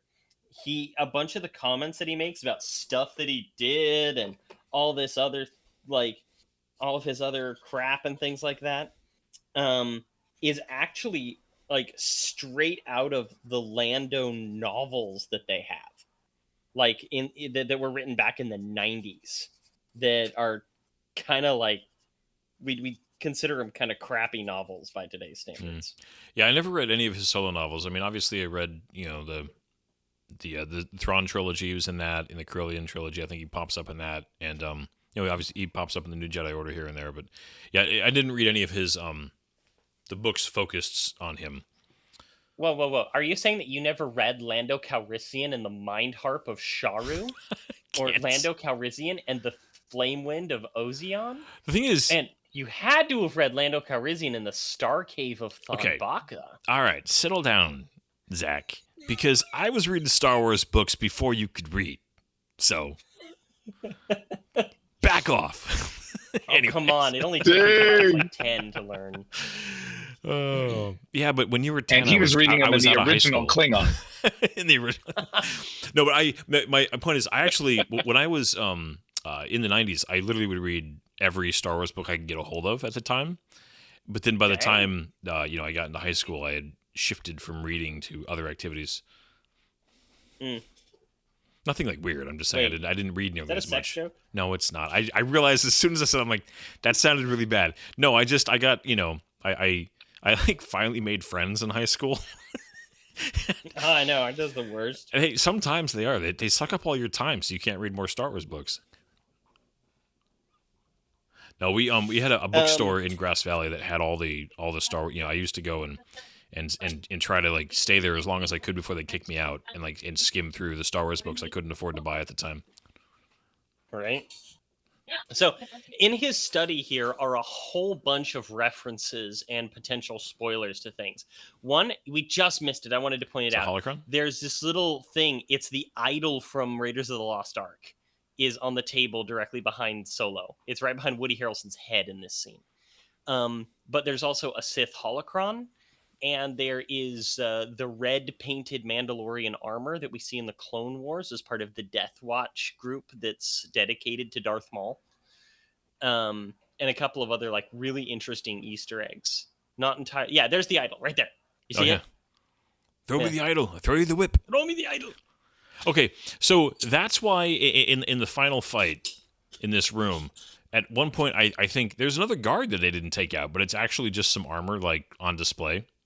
It's not actually a guard. It's red painted Mandalorian armor, which was from the Death Watch cult that was devoted to Darth Maul. Now, did Death Watch, did they use death sticks? I mean, I assume so. A bunch of Trekkies. You want to buy some death sticks? I'm sorry. It's a bad joke. You want to go home and rethink that? I do think that they should have thrown in some throwaway line to address Paul Bettany's face. Just something, right? anything to be like, or even in a don't ask like if Woody Harrelson had said, don't ask about his face, whatever you do, don't even pretend like you noticed it. And he's like, well, what about his face? And then like see him like that gag's been done before, right? With villains, but something like that would have actually been kind of fun. I agree, but part of that came from the fact that they didn't add any of that until post-production after they were done with filming. Is that all CG on his face? That's not makeup? That's all CG because Ron Wow. Howard loved how intense his performance was. That is And a lot it's of just work like, to do we CG need to because do you got to do something all a the little bit movement more. on his face and everything to paint it on there and then keep it accurate as he smiles and talks and stuff. That's some work. Isn't it? Yeah. But they did it, and they wanted it to look kind of like Maul's face tattoos. There's some big old tusks. Right? How did that thing even walk? Panther? I'm just kidding. I love the description of Lando as you're walking in, like, attractive. Impeccable taste. Right? We got battle bots going on here. The lighting in this scene was much complained about at the time. So It's very dark. yeah, it's funny. We just did The Island last week with Michael Bay, and we I mentioned more than once the very harsh yellow light. This makes me think like all of a sudden they had Michael Bay come in to light this scene. Oh my god. Okay. Who would you rather have direct a Star Wars movie? Okay. Oh, no. Zack Snyder or Michael Bay? Oh, Michael Bay, in a heartbeat. Okay.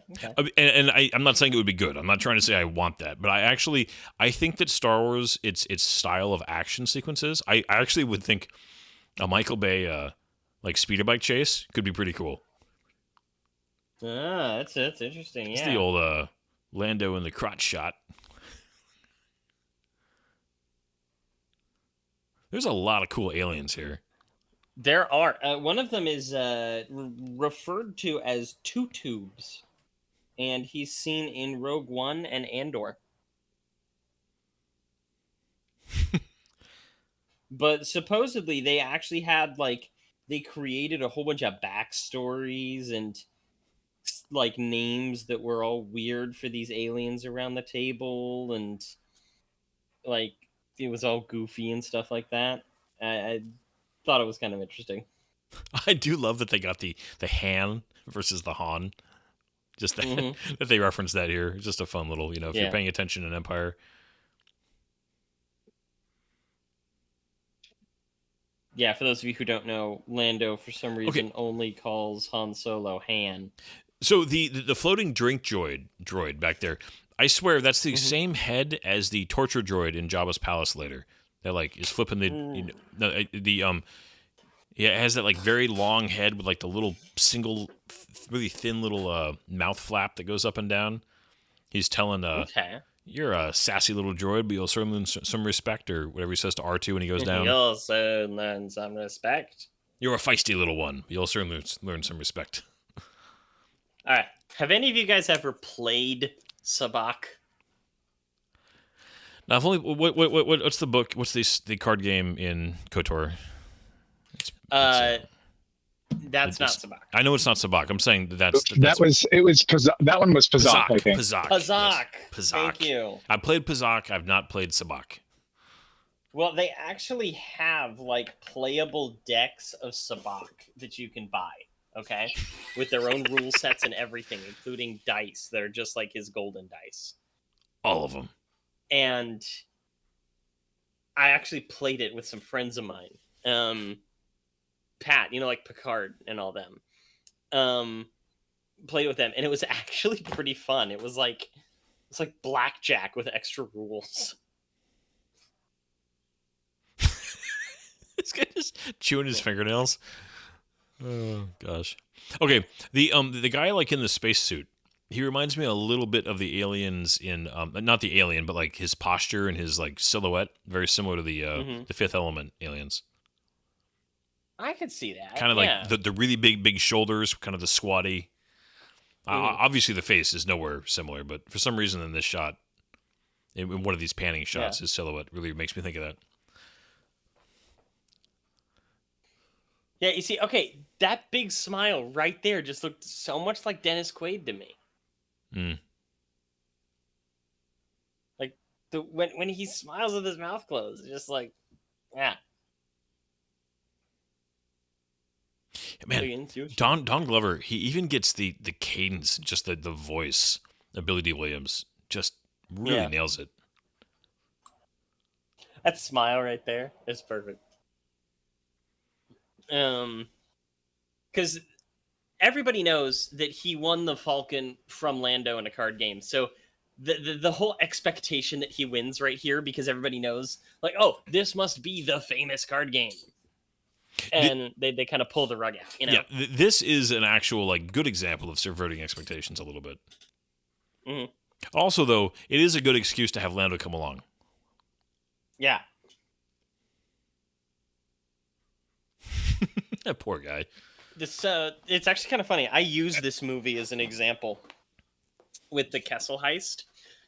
As those of you who may have listened to our Dungeons and Dragons podcast, I play Dungeons and Dragons. And in stuff like that, there's this idea of party composition.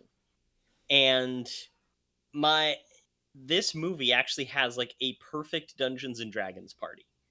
You have the scoundrel, you have the fighter, you have the bard, you have the wizard and all this stuff. You have the rogue. It works so perfectly if you break it all down, you know? And Lando is integral to that. Is this a little of the pouty kind of Yeah. A little bit of that. Yeah, so the I was going to say the Kessel Run, sometimes really, really deep nerdy stuff bugs me, where like as much as I'm totally a nerd, when it's taken too far and like the over need to explain things is like annoying. The whole Kessel Run thing, I always kind of enjoyed, just the idea that Han does throw out, a distance and not a time in the original Star Wars. And it was like, okay, how do you reconcile that somehow? How do you make that make sense? I actually really do like what they came up with. And I mean, this movie did not invent the answer. The answer was, created long before this film in other fiction. But do you like the solution they came up with? Yes, actually, I did quite a bit. Even if it doesn't necessarily show off like the speed and maneuverability of the Falcon in this the way that I would want it to, I still thought that it was pretty good. Did you catch the whole exchange here with Lando and Beckett where he's like, "Oh, he killed Aura Singh"? I caught it. I don't remember the significance of it though. So Aura Singh is a character that's been around for a really long time. She actually had a brief cameo in Phantom Menace. She was watching the pod race from up on a cliff, and she'd actually been around since even before then as a bounty hunter who was like she was a Jedi, and she failed at being a Jedi and became like a cyborg bounty hunter, and she pops up in Clone Wars and everything like that. Oh, that's right. It's what's his face, Ron Howard's brother. Oh gosh. Yeah. Clint Howard. Okay. Clint Howard has actually appeared in pretty much every single Star Trek series. He has been in a lot. You're right. I mean, I don't think that's true anymore, but in the vast majority of them. He was in Discovery. He popped up in the original trilogy series. He was in the episode The Corbomite Maneuver. He was the creepy baby. And he like I said, he was in Enterprise. He was in Discovery. He was in Voyager. I'm fairly certain he was in an episode of Deep Space Nine too. I think but you're right. He's the brother of the director, Ron Howard. Okay. And he is a very ugly man, and he has made a lot of money off of being a very ugly man. You know what? If he works for you. Okay, so Pat, thoughts on Lando and L3's relationship? Just curious. I have questions about the mechanics on how that works, but I definitely think they've tried stuff. I love the line. I'm gonna turn you off or whatever. Like, and she like, you couldn't find my switch or something like that. Just like, it's a joke for the parents. Oh, and yeah, you couldn't find my switch, or you couldn't. I love that my kids have no it's idea a what little that means. grim. I'm not going to explain it on this podcast because my kids listen to Right. this. Bird. Yeah, no. What's funny, as much as in some ways I find it a little bit ham-fisted, the whole droid thing. It's played so kind of funny, and the effects for L3 are so good. Like when she's walking around, Oh yeah, it's they're so incredible. really good effects work. Well, and they had Phoebe Waller-Bridge actually walk with Yeah, like, parts of L3 and then use yeah. I was looking use at her the movement to animate her. behind the scenes with her in the blue suit with like the more mechanical bits like strapped to her is like pretty cool. And she was there and doing everything. Yeah, that's dedication for you. Yeah. Oh gosh, I love how it's just again it's been done many times, but the whole playing coy, even though you know that everybody else knows exactly what you're saying and doing, but still kind of like keeping it up just because that's what's expected, and it when it's done well, it's fun when you have. You must have experience with it. I don't know. It's all fun. Yeah. I like this. I like all this stuff because it is establishing a little bit of the banter ahead of time Hmm. before we Well, actually and get this to is the Lando. heist. This isn't Lando and Hans. This isn't Lando and Hans' world yet. They're just up and comers, right? Man, And guys Yeah. like Peckett and Voss and like they're the veterans.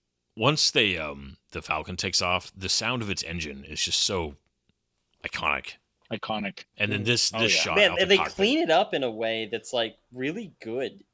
It feels classic, but you can tell that they did some sound mixing to it in a really neat way. Yeah. Well, the whole thing's cleaner right here at the beginning, which is nice. I mean, the cockpit, everything's just the doorway behind him, is just a lot, nicer. And when you go back and you watch like Empire, it's just, grimier. But Well, even by the end of it, because they Well- have the whole fire that sweeps through it, and it turns Yeah. all the white a little bit brown and yellow. because they, how much Well, of this and did they you make? get that 'cause- Go ahead, Pat. go ahead. No, you Oh, I go. was just gonna say that,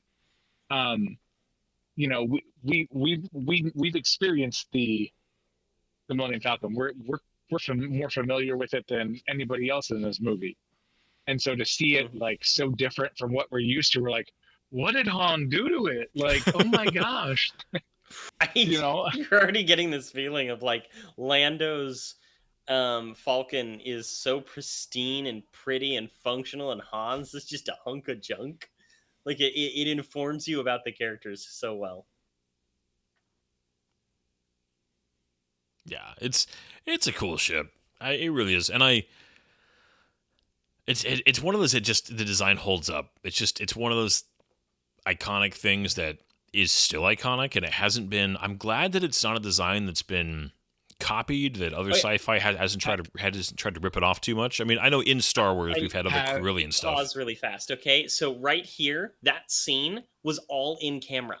They used a really, really high def volume outside for the hyperspace. Nice. None of that was CG. All the lighting was correct and everything. That's awesome. And the little hollow chest scene, it's animated using stop motion, just like it was in '77. They made sure to animate it the exact same to keep it familiar. Yeah. I mean, I don't think that this movie is quite at the level that Rogue One was as far as making you feel like you're back in the original trilogy. But to be fair, Rogue One took place right before the original trilogy started, and this, had a couple years. What is it, like 7 or 6 years before the original trilogy is when this would have, or like 8 even, right? Like 8 years.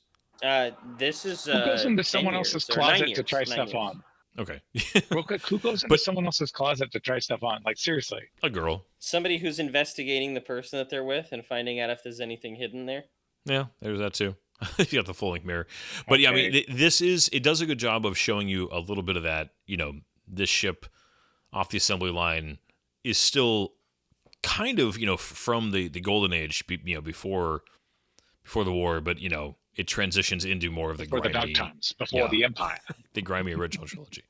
Yeah, it's This is supposed to be like reminiscent of the scene in the engine room from Empire. They Yeah. wanted to kind of film it similarly, with Han having similar movements and stances. Doesn't quite hold up, but well, they don't know, you have get the even remotely the inspiration. chemistry of Harrison and Carrie Fisher. So no. I mean, Well, yeah, they Harrison weren't Ford doing and it. Carrie Fisher really did have chemistry. So Well, I know. that's, On that's and a off conversation for screen. another day. Yeah. Well, Carrie Hey, Fisher had there's no spoilers. There's been a book written about it. Carrie Fisher had quite a few relationships, and so did Harrison Ford, to be fair. So Freaking weirdos. um, Just like, bro, really? No, you're not. kinda. Idiots. I also enjoy when I mean, it's not right now. I'm just thinking about it. They show the smuggler compartments in the floor when they start getting Yep. it out of Mhm. Kessel. Okay, I feel really stupid. I didn't realize until I was researching this movie that the smuggler compartments are reused again in Force Awakens. Yeah. That they hide in them, and that's where Han and Chewie find Rey and Finn Mhm. hiding. I didn't even put together that it was the same freaking smuggler compartments. What kind of a Star Wars fan am I? You Take my card. bad to say. So somebody's going to show up at your house tomorrow morning and confiscate that. Yeah. Okay. The whole the guy says don't trust anybody, and then says that included me. I feel like it's just a recycle from Last Crusade with Donovan, right? Didn't that tell you I not to genuinely trust? believe it was a straight up reference. Because Harrison Ford and George Lucas and all that. Yeah. Didn't I tell you not to trust anybody, Dr. Jones? I really like the design of L3 also. I think it's a cool looking droid. Well, the genuinely movements are- doesn't look like another droid we've already seen in Star Wars. Like, I mean, we've seen a lot of humanoid shaped Yeah. droids, but she manages to be genuinely different than like a protocol style droid. Or She wouldn't have. Yeah, exactly. She wouldn't have the same impact if she was just another, 3PO droid or something. Yeah. It wouldn't have the same impact. I want to talk a little bit about this. The maelstrom surrounding Kessel. This isn't something that Disney made up. This is an interpretation of Kessel that was in Legends, and having to go through this tempestuous maelstrom. But it was such a huge part of Star Wars lore, okay? The Empire, like, it was this huge cluster of, like, black holes and protostars and the Carbonbergs that they mentioned, like these asteroids that are super close together in there. And they had like this Imperial outpost hidden deep inside that was building super weapons, like Center Point Station, that they have like Isn't a it- huge yeah. amount of books written about. And then with the last thing that Legends put out, the last Star Wars that George Lucas had any control over, which was the Legacy, not the Legacy series, but like Luke Skywalker fighting his nephew Darth Caedus, who is Jason Solo. The bad guy in that, which was this Force god called Aboleth, that they believe that they're going to be using in the upcoming Ahsoka season 2 and other things. Who do you remember from the Clone Wars series? There was the Force with the light side, dark side children, and then the father. Yeah. Aboleth was the mother, and she was this corrupted being of like Force darkness. She was like the Satan of the Star Wars universe, and she was imprisoned inside of the Maw, which is this black hole at the center of the Kessel maelstrom. Okay, so Zach, remind me, because I'm pretty sure this is Kessel. Was it? Am I remembering right? Was it the Jedi Academy trilogy where they went to Kessel and Han and Chewie actually got like captured for a while, and Chewie was like in a suit that was the only suit that had the right size for him. It had a third arm hanging out him, and they actually went to Kessel and came back, and that's where they found the Star Crusher at that same development place you were talking about. Is that all? That's all Jedi Academy trilogy, right? I believe so. Yes. Yeah, where The good old Admiral sun crusher, Dahlia. man. What's that? Love it. I think it was the sun crusher, but yeah, Yeah, I dude, mean the thing that like it could that takes destroy me back, man. stars. Yeah, it could destroy stars, but it could Yeah. also just like it was invulnerable, so you could just crash it through another ship just to kill it. Huh? Oh, okay. Oh, This is you the could do the first. holdo maneuver. She could. This is the first appearance of the Pikes in live action. Yes. They're these Yep. kind of like cuboid heads with the things. Later play a big part in Book of Boba Fett. But they appeared in animation a bunch of times. Oh yeah, they're in the Clone Wars a bunch, right? Weird. hmm You're right. Centerpoint Station and Sinkhole Station. And Centerpoint Station is the one that was the invulnerable one. Wasn't the that you guys are talking about? well, that was the Sun Crusher or something like that, but Oh, wasn't the Sun Crusher. prototype Death Star also came out of this area? Like the very Yes. first, like basically it was just the frame with the early prototype of the super laser.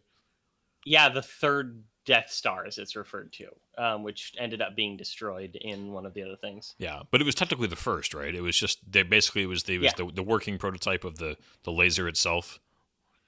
Yeah. Expanded universe.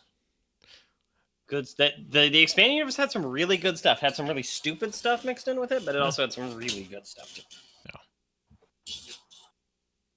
Yeah. As is usually the case. Oh yeah, I mean, anytime you write that much stuff. Okay, now I mean, we haven't said it, but it's obviously a reference to Return of the Jedi and Lando's disguise. Yeah, it's like the same helmet. It's Yeah. and it's the same helmet, very similar weapon he's carrying. So does that mean that they just shoved that thing into storage for the next 15 years? Maybe. Yes. They never washed it. Oh God. Oh gosh. And then we actually have one of my favorite references coming up to one of the worst Star Wars video games when she takes out this Pike. Terrace Casa. Oh yeah. It's such a bad game. Let's go. Oh gosh. I rented that on PlayStation and was so disappointed because I just hadn't heard anything good or bad about it. I'm like, oh, Star Wars fighting game. Rented it from Blockbuster and had a bad weekend with that. Ripping his For those arms of you off who out are of his sockets. Unaware. It mentions that she knows this martial art called Terrace Kasi. And back in the late 90s or early 2000s, one of those, It's one of the two. they yeah. Late 90s. late 90s, they introduced a Star Wars fighting game like Mortal Kombat called Masters of Terrace Kasi. And they later had, and it's universally panned. A lot of people consider it like the worst Star Wars game ever made, with maybe the exception of the Wii Star Wars Dance Off. If you ever want to see Harrison Ford doing essentially Fortnite dances way before its time. But Masters of Terrace Kasi has this legacy that just gets made fun of all the time. But one of the things that they did right into the lore around the time of Episode 1 is that Darth Maul was a master of Terrace Kasi. Which was a martial art used to counter Force users. The restraining bolt. So that's a thing. Congratulations, you're liberated. Scoot. Oh, man. Oh, okay. I was trying to remind myself. L3 was reminding me of somebody or something, and it took me a minute. She reminds me of the aliens from Battle Los Angeles. Don't she kind of have like the same look, like color scheme and head shape and stuff like that? I guess a little bit. Yeah, I guess it's just me. Okay. To be totally honest, I don't entirely remember what they look like, so I'm a bad... Bro, we watched it together. It was like 2 years ago, man. Was it not important to you? Not anymore. That episode's done. Yeah, valid. But... Little distraction. They named her L337, which Yes. the original name for her in the script was L33T, but they thought it was a little bit on the nose. It was supposed to be leet, like leet speak, like early internet jargon of leet. That was supposed to be her. That was the origin of her name. Oh my Yeah. gosh, that's great. And that's not even like assumed. No, they straight up talked about it. They're like, yeah, it was supposed to be leet. Now I'm actually surprised we haven't talked about it too much. Mhm. Why Lord and Miller were supposedly fired, right? That it was a combination of they really understood or at least wanted this to be more of a comedy than Lucasfilm wanted it to be, and that they were basically indulging in a filming style with a lot of improvisation, not sticking to the script, doing way more takes, and kind of low key rebelling against what Kathleen Kennedy and company wanted, especially with the Kasdan script, right? That's at least what I understand. That seems to be the thing. The thing about them wanting to turn it into just like a straight up comedy, they have completely pushed against. Would have been a lot funnier. Even more yes, of a would have been a comedy. little bit more comedic. Yeah. But the whole thing, Alden Ehrenreich has talked a little bit about it in that he said that he didn't really know how to gel with their style. That they wanted to constantly do the improvisational style that he didn't really know how to do very well. It led to really long days. One of the things that was reported kind of by some cast members that's been unconfirmed, because no matter what, it would kind of make somebody sound bad, is that when it was announced that they were fired, that a whole bunch of the crew like applauded, not because they didn't like them, but it kept leading to like 12 to 16 hour Lots of shooting overtime, right? days. Yeah. Lots of overtime, and it was costing a lot of money. Well, the union rules And- in Hollywood for overtime are like very strict. Oh, they're insane. So yeah, it's one of those things where it's kind of a tragic situation. They learned a lot from it, and of course they went on to do stuff like Into the Spider-Verse and now Project Hail Mary. They're definitely getting on their own, but they even described it as a massive learning experience in how to work within Hollywood and with studios. I love to hear that he's like writing his book, Calrissian Yeah. Chronicles. Yeah, but again, there's one of those things like the Sacred Temple, and with the Sharu and stuff like that. That's straight up a reference to one of those books that I mentioned earlier that are part of the collected Lando Calrissian Adventures. The Mind Harp of Sharu was the first one, and it involved him like going into this ancient temple and finding stuff. I do think it's funny that she's like, I found my true purpose, when she just did exactly what basically she's been endorsing the entire time her character's been in this movie. Well, I think there's a difference between an endorsement of it and then actively taking a step to incite rebellion. Like, this is slight Yeah. difference. She finally It's took closer that to like step. 45, Jess. Okay, did any of you guys play Battlefront 2? The Disney Battlefront 2? Yes. Yeah. I The never Kessel map is a lot of fun. Ooh. Like, all the tight hallways and just all this, and you can actually push that little tram around. Mm-hmm. It just the Battlefront games had these big expansive maps, right? And you're shooting each other out of far distances. But for me, it was always the most fun in like the tighter corridors, where it's like around every corner there could be somebody, and you'd often get like the two This- sides just killing each other in the tight This corridors, sounds- trying to This is going to sound really mean, but Chewie's friend he rescued looks like he's from Planet of the Apes. The face structure is definitely. I mean, I'm assuming it's a female Wookiee, no, adolescent. adolescent Wookiee. Okay, Hasn't grown his beard yet. you were shooting my ship. Gets his gun back. Like, this is a good scene. Oh, yeah. Long take, throwing the thing. Yeah. This whole action sequence, it's a little convenient with how bad the shots are, but there's a lot of character I would stuff imagine- to it. There's a lot of good practical effects. Yeah, this though at least unlike stormtroopers, which is a whole conversation, I would believe that just a bunch of random slaveholders, living on a planet like this, wouldn't be like the most experienced marksman, right? Yeah. I wouldn't. But assume this so. this is where if we still had her still alive, Thandie Newton's character, you would have been able to have a loss here besides L3, and would have given this a little more weight emotionally. The thing is, Yeah. I think they needed to kill her character earlier because that's what drives Beckett a little bit over the edge. I think that Yes. having Rio stick around would have been like a further tie that drives Beckett crazy, while having his romantic interest killed at the beginning is a little bit more of an intense Yeah, I mean, and either thing way, for him. You know? And Rio could have been trying to talk Beckett down for her loss. Yeah. He could have, because basically at that point, Han's saying, "Hey, stranger, it's okay." Yeah. I do like that they give his blaster just that nice punchy sound effect. Han's blaster. Well, Oh. I think that this is like a really good show don't tell type of storytelling in this scene with like Lando's not just a fop. He sees his friend go down, he goes to get her, and he's still like pulling her as he's injured.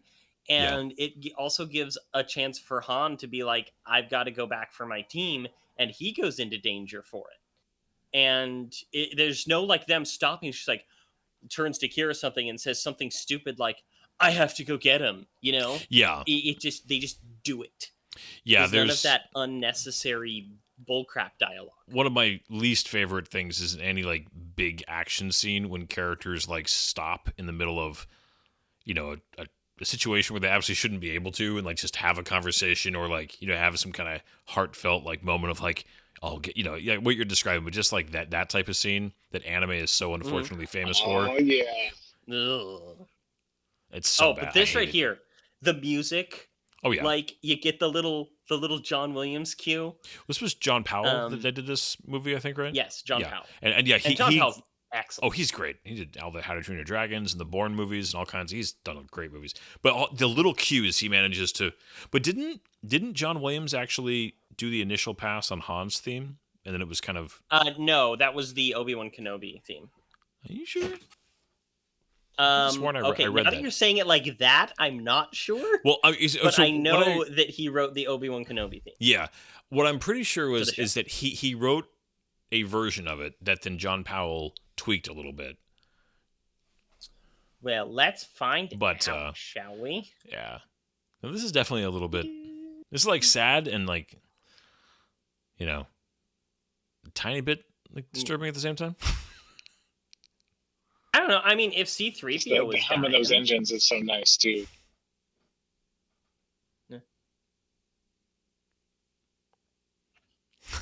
I do. this- Oh, I mean, I'm jumping ahead a tiny bit, but the revelation of Chewie like knowing what he's doing a little bit later is just great. right? Okay. Let's see. No, John I Williams. do wish. Okay, this is so. One of the other nitpicks I have. This whole scene, like the action scene, getting out of Kessel is great. The look of the maelstrom. I wanted the whole 12 parsecs thing to be a combination of Han's kind of like doesn't know better, just kind of arrogance, but also like for lightning him strike to and then seeing somehow. the background of the. Yeah, that was a good shot. But I wanted the whole like Han playing a more active role in how they were able to get out, besides just let's get L3 plugged in and she'll figure it out. I don't know. I wish they had done it a little bit differently. They do quite a bit for him. They do have him like showing off his piloting at the beginning, his speed. He's the one who like decides when to punch it and everything like that. He uses a lot of his instincts, and people are just like, do stuff this way, do stuff now, and he does it his own way, and that's the only reason they survive. Yeah, I thought it was pretty good. I don't know. I mean, I'm not saying it's bad. It's just what the other thing is, the creature at the end and the just the ultimate solution of just like wait and then just I don't know. There was something about it that just rubbed me wrong a little bit at the very very end.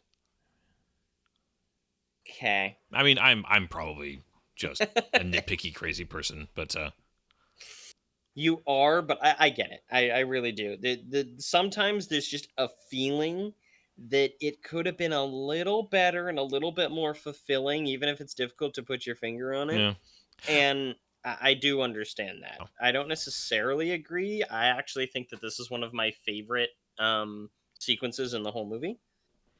But it's not going to be the same thing for everybody. How So even though you're dare wrong, we not? I How get dare it. we not agree on everything?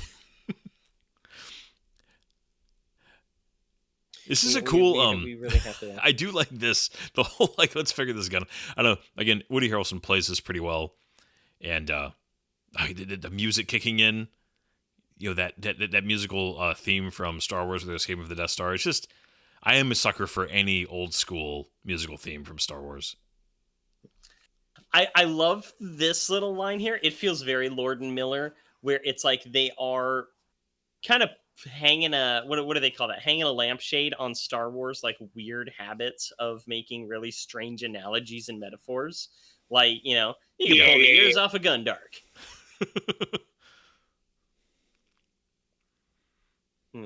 So, okay, how did you interpret? I know shields are a thing in Star Wars, but they've always that's a good.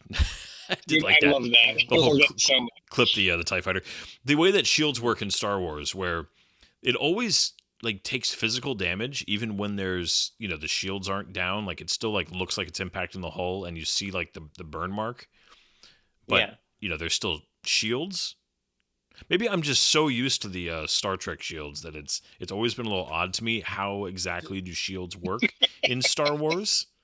Like I'm not entirely. Shields working in Star Wars it's inconsistent for one. That's one of the things that's pointed out. When I ran a Star Wars D&D campaign, somebody the tried music. to put together all of the different shield stuff to make it. Oh, you could install this type of shield or this type of shield, and they always had problems with it because a couple of the books describe it that the shields aren't just like outside the ship; they're like part of it, almost like the polarizing shields from Star Trek Enterprise.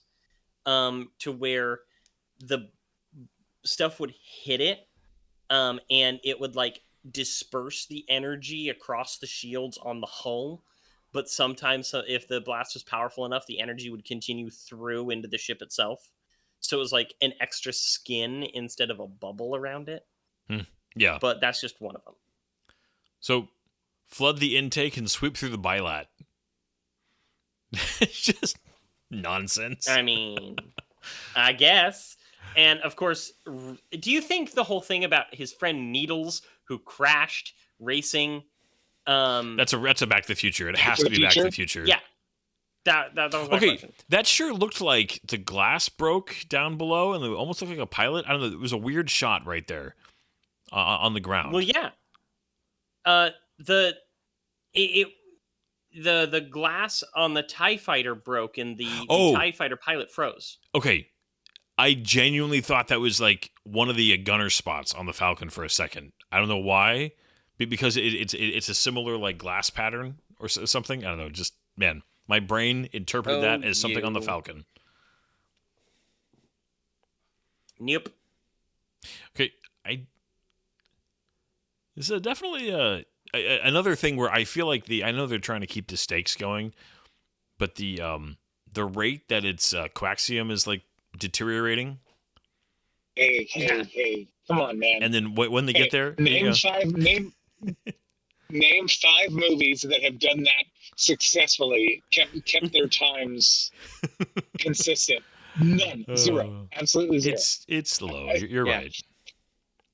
They do go for the cliche. All of a sudden, you get the eye opening. It's the same thing in episode 1. When they're down in the submarine in Naboo. Yep. There's always a bigger I ship. completely forgot there were submarines in that movie for a second, and I'm like, what movie are you thinking of? They go right through the middle of the planet. Submarines? Remember? The planet core. So this is what we're coming up here with the creature, the Summa Veritoth, is kind of like the ultimate there's always a bigger fish, because this is like the largest life form, one of the largest life forms in all of Star Wars. And they've used them several times. They're actually from like Legends. They're not original just to this movie. But this thing is just nasty. And they've used it in a couple of comics afterwards, some Darth Vader comics. And he actually like force dominates one and rides on it for a second. Yeah. Well, that looks So like a they're kinda cool. problem. Yep, that, if they were going by Star Wars Legends, is where the Force goddess of death lives, or is imprisoned. And here we have they get rid of the escape pod, so we get the classic horseshoe look. Oh yeah. So I just And gotta watch it. I love yeah. this scene though. This is a really cool scene. It is. I will say the effects work in this scene are very, very good. Well, also, like, this space kraken is getting eaten by a black hole. Like, you don't see many movies that are able to pull that kind of stuff its off. problem for hanging out so close to it in the first place. So Right? leftish. But at the same time, if you're a giant space creature and you need to eat, I'm guessing one of the only places you're going to get consistent snacks is in an area where things get a little bit too close to a black hole. You can just snag it on its way down. Yeah, that's a good point. You had to give Beckett something to do. Right? Some of the humor in this scene, even though apparently this was entirely Ron Howard, felt very Lord and Miller. Like the whole thing with his thumbs, like, it hurt my thumbs. Ooh. It is a glowing red. Usually glowing red is a bad sign. Right? One thing I do really like is the style of the screens. They kept it looking very authentic, to what we saw in Star Wars. Where I'm glad they didn't try to make the displays look super high resolution. You know what I mean? Like very modern. Mm-hmm. They kept it with a little bit of that 70s graphics look. And like this right here, this thing that he's using, it looks like it doesn't look like a technical thing. It looks more like something from a horrible You got it out of the medical kit. Yeah, you got it out of the med kit. You're right. Yeah, you got it out of the med kit. You're totally right. This thing is like skin starting to come off. Ugh. I know. Like I said, I thought it was really cool.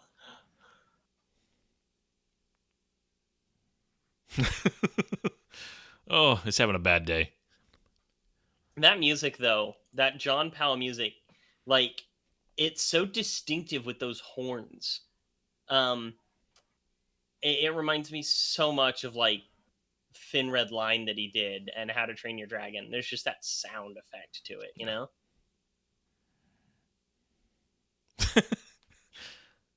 Oh, goodness. Yeah. Okay, this is just cool sci-fi stuff to me. Yeah. I like it. It's not the most complicated thing in the world, but it looks good. It feels good. It's something you can only That get sound. from science fiction. That stall sound. I love that sound. The Falcon stalling That's failure. is so iconic. Failure. That's the failure. It means failure. Yeah, it really does. And they use it in so many other things, and I wonder if Empire is the one that started it, you know? Like, they use it in Futurama at one point. I mean, I think Empire, for that specific sound effect, I think it had to start with Empire. I mean, because it goes, watch this. And then you just hear Harrison Ford saying that. And you hear that sound, and then you see Princess Leia just shake her head, right? It's just... Also, you were right. John Williams did compose the actual theme for Solo. Thank you. I was wrong.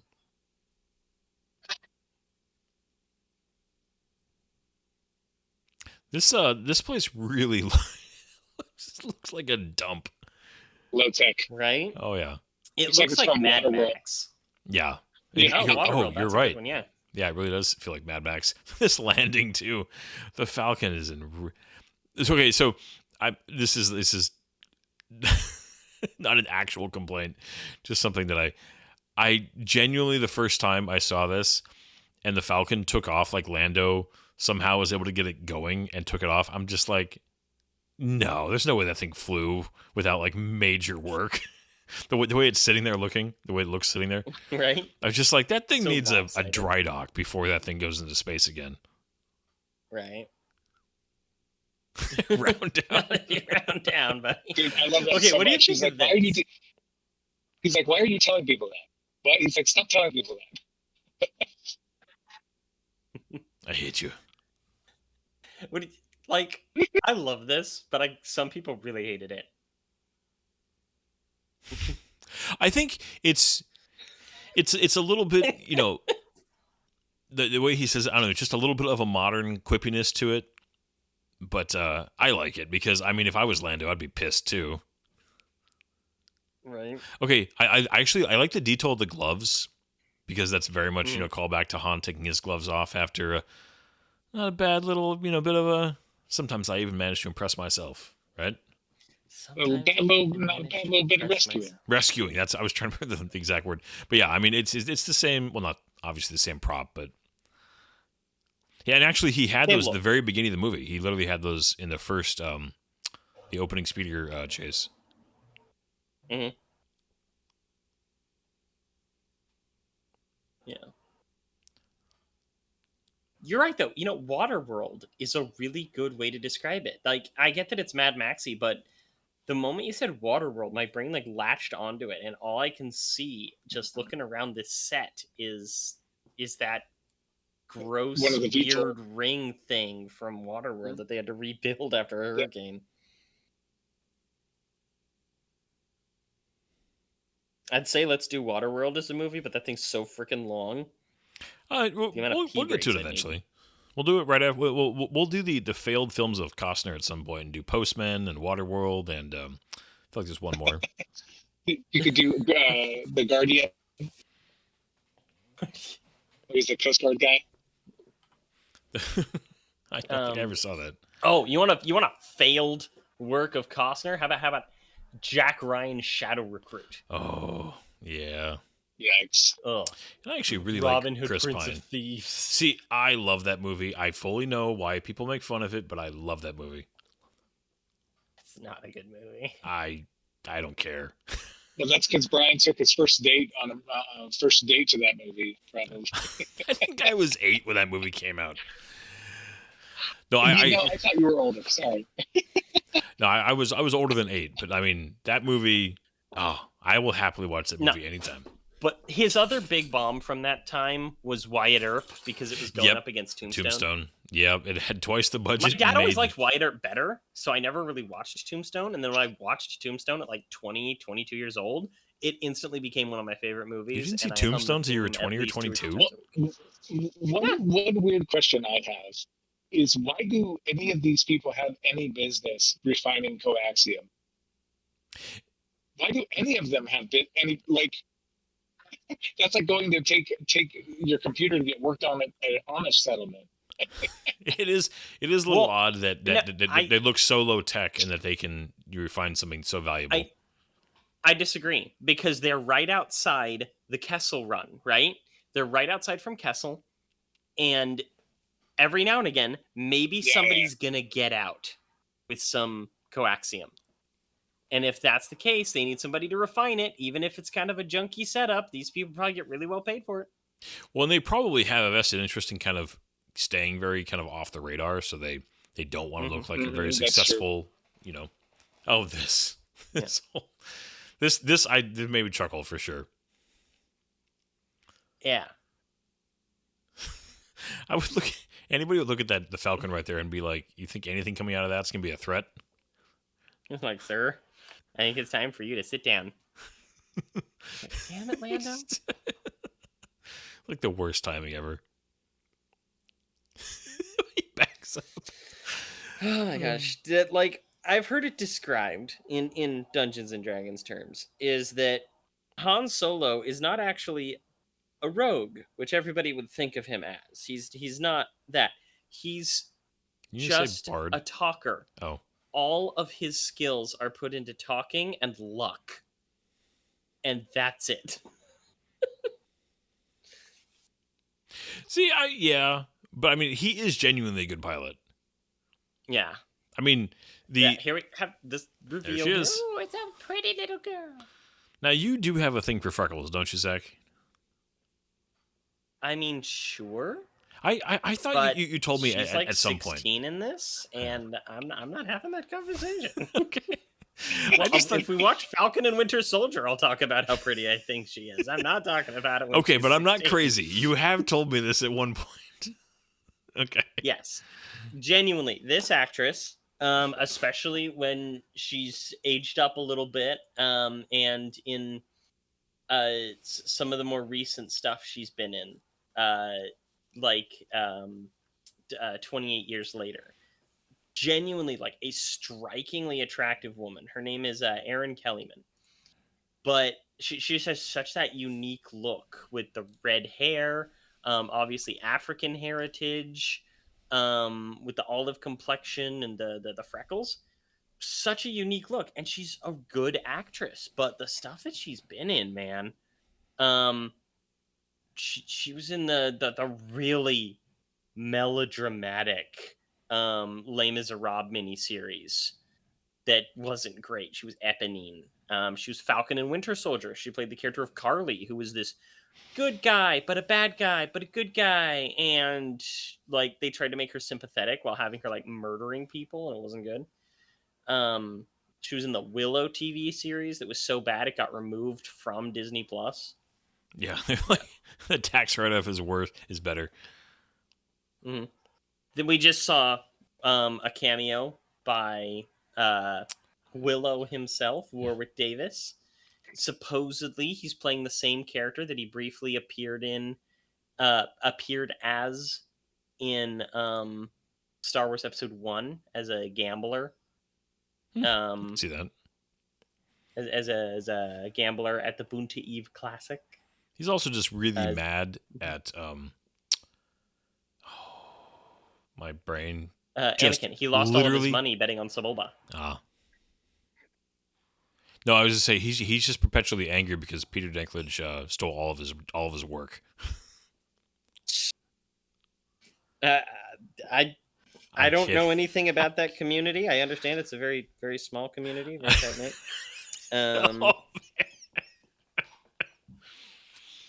I know. No, so that was a line from an Honest Trailer at one point, and I remember it being very funny hearing the trailer guy's voice saying that. I think it was one of the Game of Thrones Honest Trailers.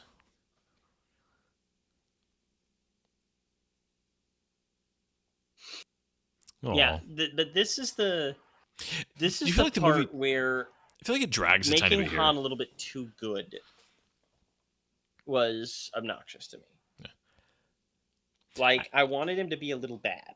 Yeah. I honestly feel like once they land here, I feel like the movie drags a little bit here. It's a weird pacing choice for me towards we go towards up, the end of the film. Like we just had this massive high with the Kessel Run, and then I don't know. This I feel like you could trim this down a little bit and get this moving a little faster. Just for intents and purposes, Kessel is nowhere near, or Severine is nowhere near Kessel. It's not like right outside. It's like you pass Tatooine, you pass Scarif, you pass like several others to get to Severine. So it's interesting that they were going to Severine. Maybe it's because it's just low key and out of the way. That's what it seems like. Possible. I guess that I just interpreted it as being pretty close outside due to context clues. Yeah, they definitely imply that it's basically right there and convenient. I mean, so it must be convenient the other way, like not for. There's a really, really good hyperspace route that just goes right there from Kessel. Yeah, right. That's what it looks like. It's a really barren landscape for being next to an ocean. Where do you think they filmed that? I don't know. I mean, I'm assuming if they filmed it anywhere, it probably went to Africa somewhere, because I'm sure there's a lot of coastline in Africa that would look like that. I mean, there's a lot of coastline in California that looks like that. didn't bring him. I feel like what's in Chewie's bandoliers there? I feel like those would be weapons. Because I know in his bowcaster, he's like carrying ammo for that in the original trilogy. At least that's what the lore always says. Thank you, Pat. Yeah. Okay, this is how much of a great nerd Pat is, everybody. He's awesome. He just sent in our Discord chat a hyperspace lane map from some Star Wars source. I love you, Pat. So, wait a minute. So they would have to completely... They'd have to take this entire route through the Outer Rim, like, get around Hutt space, go all the way down past, like... Yeah. Gamorre, they'd have, past Tatooine, past Geonosis. They basically went from Reading to San Diego. Yeah, basically, yeah. Wow. It's like there was no place to refine coaxium closer than that. I feel like you could, be right up there. I mean, you got Gloon or again, I think, Obadiah or Formos or Edu. Well, think about it like this. Well, I think they talked about it earlier in the movie when Kira's like, okay, but we need a place to refine it. Because like maybe it's because they needed to refine it on the down low, and one refinery's handled by the Hutts, another one's, and so maybe they didn't have their own refinery, and so they needed to use Savareen, so it was out of the way. But if it was redlining while they were in the maw, like, I mean, it sounds like you're sitting on a. They made it look like when they were leaving drive. Kessel, like when they got out of the mall, it made it look like you got minutes, like literally minutes, not hours and days, to get this thing. Yeah, I feel like that's just like a lore post-production oversight, But yeah, this triangular thing by Han is supposedly a Sith holocron. It's a big one, given how they've portrayed holocrons in the past. Well, in But Rise of supposedly Skywalker, it's a that Sith one was very holocron. small. Is gifted to him by Darth Maul, Mm. who's at this time not even a Darth. He's just a Maul. Oh, you got the hidden blaster. A hidden gun. So it's like I like the steam effects. And everything. It's a cool prop. I mean, when you pull it out, and the close up on it, where it's like, it looks like from a distance almost like a snowflake, but then when you get close to it, it's like crystalline. But it looks a little bit like the ship that Clark Kent came to. I was gonna say the ship that Clark came to Earth on in the original Superman movie. Ah. Like a little bit of a sphere in the middle with a bunch of spikes coming off it. I was thinking the crystalline entity from Star Trek. Now that's more like a tall. It's like a crystal tree. Like an angry Christmas tree. Angry Christmas tree. Until Lore killed it.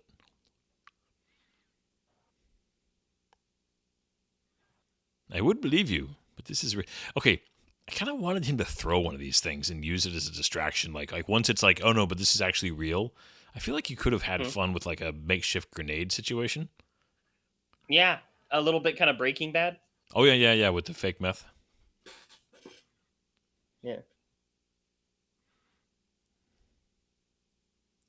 Yeah. Yeah. I did feel like this was very predictable. Yeah.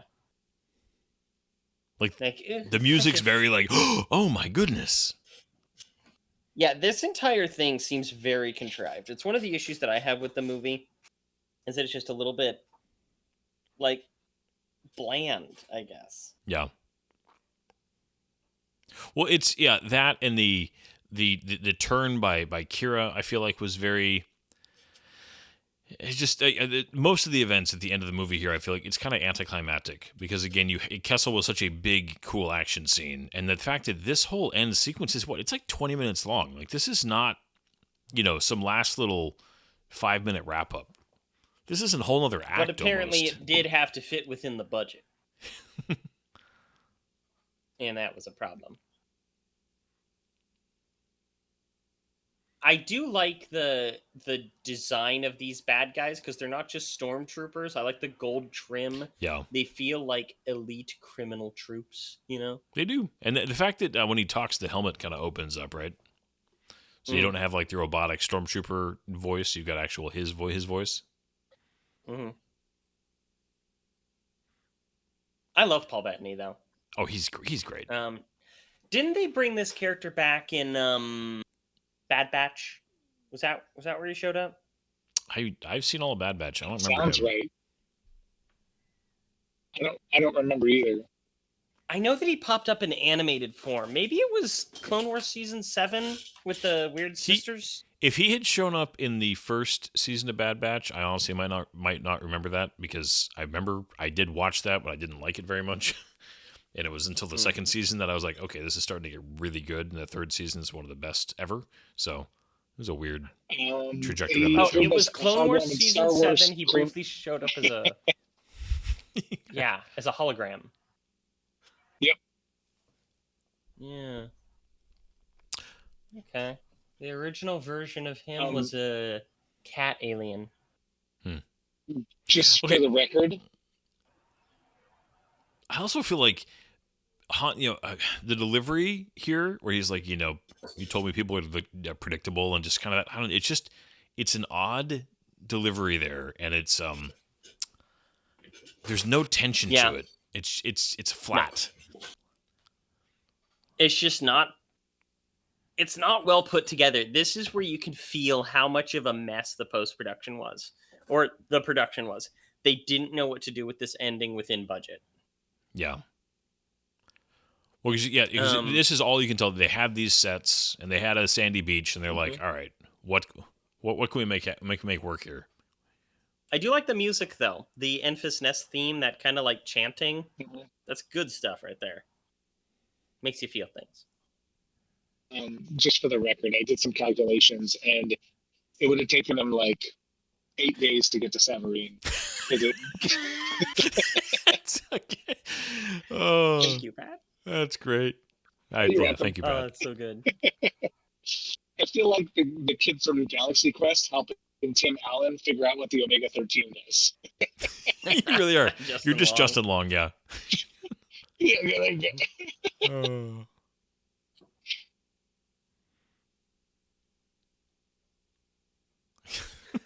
See, times like that it just feels like Woody Harrelson just being Woody Harrelson. Just being Woody Harrelson. Mm-hmm.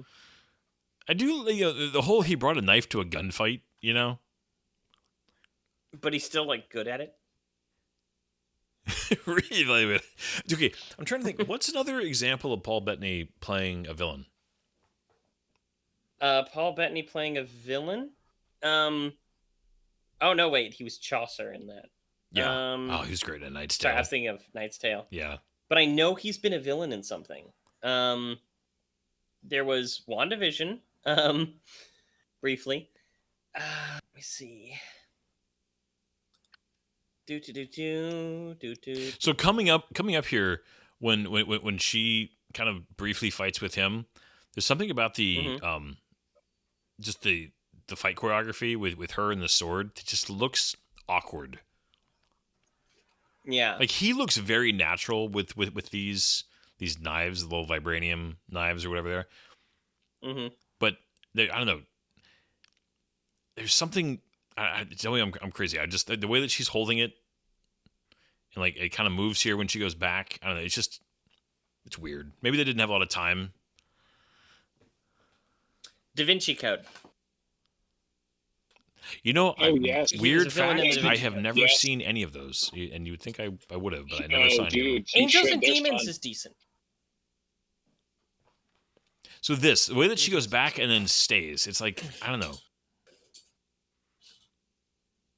Yeah, it feels... So there's a momentum to sword fighting that makes it feel real. And that's actually one of the things that... What's what I'm looking for? That lightsaber fights actually tend to do pretty well. Even some of the clunkier ones from like the sequel trilogy. Yeah. There's a way that they swing in a momentum that makes it feel good. And sometimes you just see a sword fight when you know that the actors are going a little slow or going a little bit too precise to hit their marks, that makes it feel too overly rehearsed. Yeah. And I think that that's kind of the feeling I get from her swordsmanship in this. It's not that she's bad. It's No, that there is it's not even close to the a worst. rehearsal to it. Yeah, it just, and like I said, they probably didn't have a lot of time there. Didn't Ron Howard shoot like 70% of this thing in just like a month or something? Like he went fast. Yeah, like 2 months. He did it really fast. He had to do over 70%, or else he would have to share credit with Lord and Miller, and they really didn't want to do that. Well, and I mean, from what I understand, they didn't.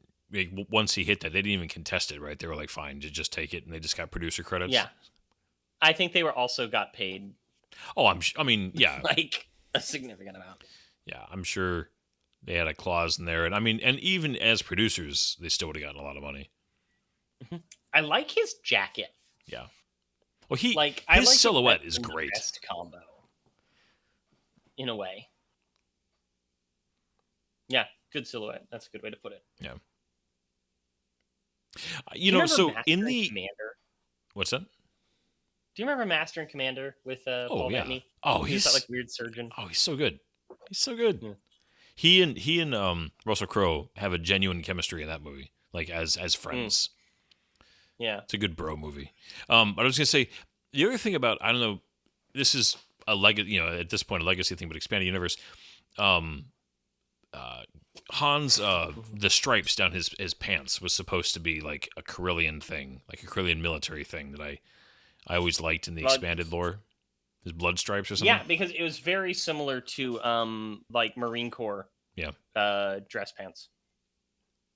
Okay, now here, did I get this right? They originally did get the original voice of Maul from Phantom Menace, but then they ended up using Sam Witwer instead to keep it like in to keep it consistent with the animated stuff. Yes, because he did everything. Yeah, he did everything in Clone Wars and beyond, so it made sense to use his stuff. Yeah. Yep, and the voice actor who was the original Maul, he when he found out that they changed him, he was very upset, and he hasn't done anything for Star Wars since. It really hurt his feelings. So, I do find it interesting that Maul didn't have his lightsaber on it. He was sitting on a table off screen or something. He had to pull it to him. I mean, I get that it's dramatic, but it's like, wouldn't you just have it on your belt? I mean, it's entirely possible that this hollow emitter is in his bathroom and he was on the toilet. Okay. Bro. I kind of love that. I appreciate that. That's a real thing right there. Okay, so, given how much Maul is based on Sam Witwer these days, to the point of where they actually have like motion tracking stripes on his face when he's recording for Shadow Lord, so they can see how the stuff will move on his face when he's talking. So they can line everything up. Yep. It's like, it feels almost wrong that he looks like Ray Park in this.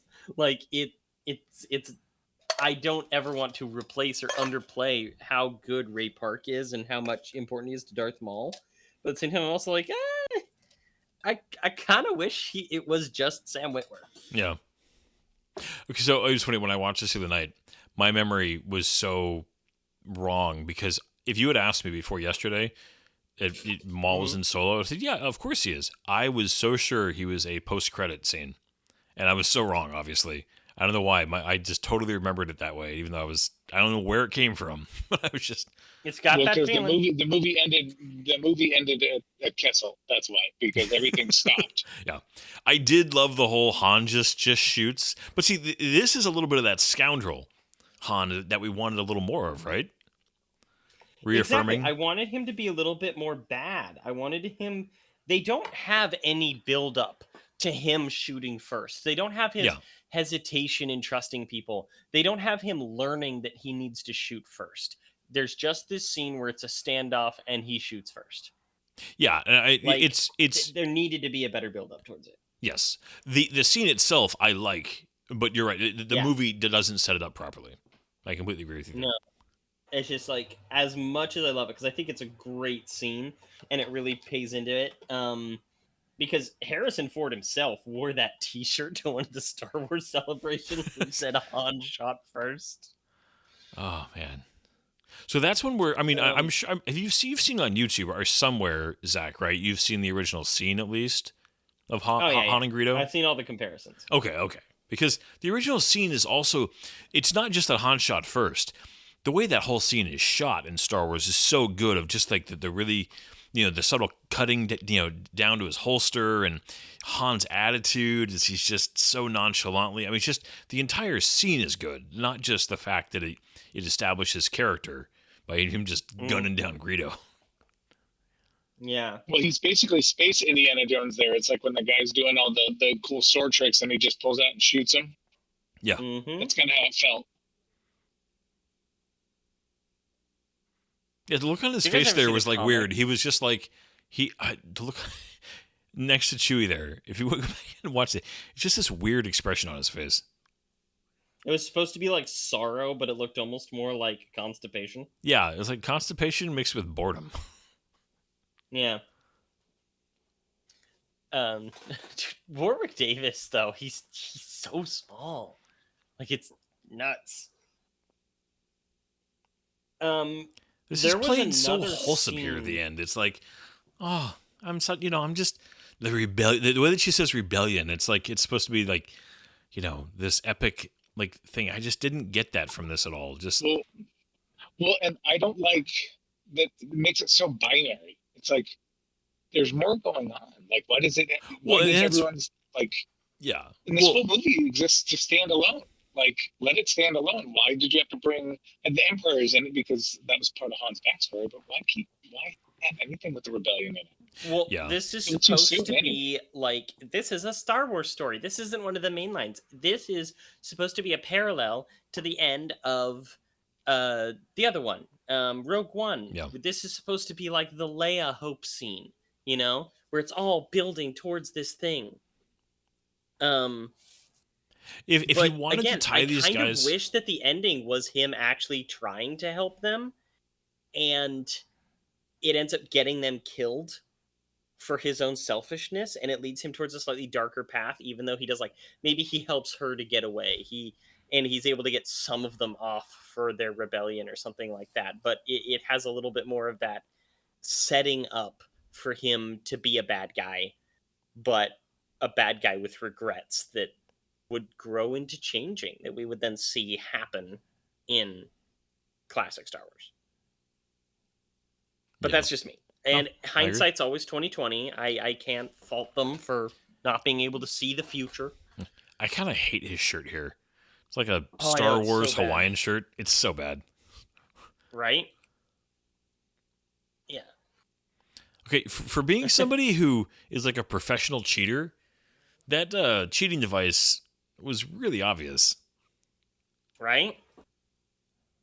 What I like that kind of echoes when Lando grabs him angrily in Empire and then pulls him in. Yeah, right. It was definitely a little callback and there. It signifies an upcoming betrayal. So are those Minox on his shirt? Those are Minox, right? Yeah. Yes. Because Oh. Or are they not? Or they? I need to see it closer. I'm pretty sure I like that he's flanked by like weirdly spacey, attractive women. Like there's obviously this hot girl who's wearing like a NASA cap, and then you have just your classic Twi'lek. Oh yeah, I mean you got to have a sexy Twi'lek in there. It's like a rule in Star Wars, right? What is the guy in the helmet with the like tentacles to Han's right though? I know, I love it. One of the things about this movie is I love the weird aliens. They triple down on it. Who's this guy? SpaghettiOs. Yeah. Something you need there, pal. It's a very satisfying reversal. It is. Yeah. The guy behind Lando that also's got some like Imperial infantry armor on, but it's white. Oh, I didn't even notice that. It's Psylop. Yeah. But yeah, see, look at that freaking smile right there. He looked just like Dennis Quaid. You are really stuck on that, buddy. I am. It's since the first time I watched the freaking movie, I couldn't get away from it. Oh, Like that sound. when he smiles, he looks so much like Dennis Quaid. So wouldn't this be a little bit early though? I mean, maybe he did a couple jobs for Jabba because he's like on the run from Jabba. But if this is like Yeah. 9 years, maybe he did a couple jobs, and then the one where he owed Jabba was happened later. Yeah. There was another scene that was written. It wasn't shot, but it was written. It was included in the novelization that would have shown what happened to the character of Enfys Ness, redheaded freckle girl. Mm-hmm. She would have sold the coaxium. Actually, they wanted to get the character of Saul Guerrera back. It's funny you mention that. I was just thinking that having like less noble rebels be a tie into them would have worked well. Yeah. What's that actor's name? That plays Saul Guerrera? Saul Guerrera. Yeah. Oh, he's an Academy Award winner. Forrest Whitaker. Forrest Whitaker. Yeah. They wanted to get Forrest Whitaker back and all that stuff and just have this little tie-in to Rogue One. And, because end of Rogue One, it has somebody heading to Tatooine, right? Same thing with this movie. They're headed to Tatooine. And there's just so many things that are in common. Ooh, a rebellion and hope and all this stuff. It just, the ending felt a little bit too copycatish of Rogue One for me. Yeah. Yeah. Well, I think that you could have done everything they did in the ending of this film better and in about half the time. Mm-hmm. Yeah. Because I think this is a movie that if you had gotten this movie down to under 2 hours, I actually think it would have benefited it. I agree. I understand their limitations, but I so wish that they'd been able to handle the ending better. I wish it'd been a little bit darker in the ending. I wish that they'd done something better with the character of Kira. The character goes on to appear a lot through the comics and novels. Going after this, because they haven't had a place to properly put her, played by Emilia Clarke, and I don't even know if Emilia Clarke would come back. They had this whole big, long comic book event that took place between Empire and Return of the Jedi, where she was featured very heavily. It was called The War of the Bounty Hunters. And she was trying to kind of put Crimson Dawn back together in the wake of Maul's death at the end of Star Wars Rebels, and actually form a little bit of an alliance of like criminal and factions that could take over when the Empire fell, because she had already kind of predicted that the Empire was going to fall somehow. It was like some weird thing like that, or she had some sort of like little MacGuffin, and I didn't like it very much. I thought it was kind of dumb. It didn't belong in between Empire and Jedi. It was too complicated. But they just seem to be trying to find something for the character to do and make her really important, but it just didn't quite work. And her character's in this like limbo of nobody knows what happened to her. She's in hiding thing. What's the crime syndicate, or the crime organization from Shadow of the Empire? Was it the Black Sun? Black Sun. Black Sun, okay. Mm-hmm. More like a crossover with Crimson Dawn and Black Sun. Like a good crime movie. Oh, well, I mean, they were all part of the Shadow Collective, which was that Darth Maul put together at the end of the Clone Wars series. Yeah, because he kind of became the godfather of the Star Wars universe, right? Mm-hmm. Yeah. And that's what Shadow Lord is, basically him like paying them back for their betrayal after everything that went down. Okay. Which comes directly from George Lucas's intentions for Maul to have been the big bad of the sequel trilogy, as he puts together an army of criminal empires that ends up uniting with a Imperial remnant after, and threatens the New Republic with his apprentice Darth Talon. Yes. Yeah. So all of these things are kind of referencing that, because I think about this time, especially post Last Jedi, people were really understanding how big of a mistake they made killing off Darth Maul, because Dave Filoni famously didn't want to kill him for Rebels. And when it was kind of insisted on, it's one of the reasons why he took so much like love and care in how it happened. It's one of the most like iconic scenes from that Oh, yeah. entire show. Well, And it's yeah. so well done, especially for Star Wars fans. Yeah. What was the name of that episode? Son something. Twin Sons. Twin Sons. Twin Sons. Yeah. That. Because it wasn't just the twin sons of Tatooine; it was also the twin sons of, like, essentially the light and dark. Episode 1. Palpatine and Episode 1, right? Because Qui-Gon. him and Obi-Wan are both sons. You know, Mhm. they both have mentors in episode 1, and so yeah. Yeah. That was such. Yeah. I mean, everything about that episode was so good. I mean, even down to like the fight itself and just the way it was choreographed, and it's just so many. Yeah. Really, Having really good. the voice actor from Attack of the Clone, not Attack of the Clones, from the Clone Wars, Obi-Wan, attempting to do an impression of Alec, I guess. Alec McGinnis, McGinnis. that McGinnis. guy, Just Thank you. Alec Guinness. Alec Guinness, was a little off-putting, but that's like the only critique I have. I totally forgot about that, but yeah.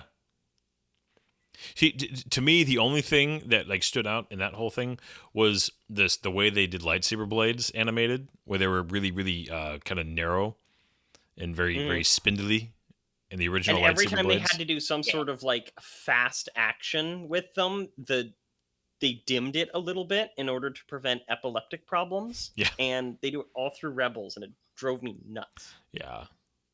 But I love it because in the original Star Wars trilogy, the blades are just very, kind of thick and meaty. Very, Yeah. yeah. Yeah. That's one of the things they brought back in the sequel trilogy that I Yeah. actually appreciated, even if, they didn't use it super well. Yeah, no, the lightsabers looked good. I mean, Hmm. yeah. They didn't sound right. Well, Hmm. yeah. I just funny because like I have watched Rogue One many times. This now a couple times. I have watched The Force Awakens. I want to say 4 or 5 times, and I've only seen Last Jedi and Rise of Skywalker twice each, and both of those were back very, very close to their release. I have not revisited them, and I'm saving that for when we hit them in 2 years. So. Man, I have similar feelings about Last Jedi that I do to this movie, but this one's in the more positive, while Oh, yeah. that one's in the more negative. Yeah. Where there's so many good things they did in this movie that the story just doesn't pay off well. Where there's so many good things they do aesthetically in Last Jedi and with the action and things like that aren't paid off via story in such an infuriating way. Yeah. These two are both on that line for me of, man, they were so close to doing something truly exceptional and they didn't quite get there. But this one is more in the positive, where that one is much more in the negative. Yeah, I'll enjoy this. Like, I enjoyed this again, and and if somebody was like, "Hey, look, you want to watch Solo?" I'd be like, "Yeah, sure." I wouldn't object. So, Where somebody's like, hey, you want to watch Last Jedi? I'm like, heck yeah, you want to fight? say, are you sure you want to do that with me? Because there will be a conversation.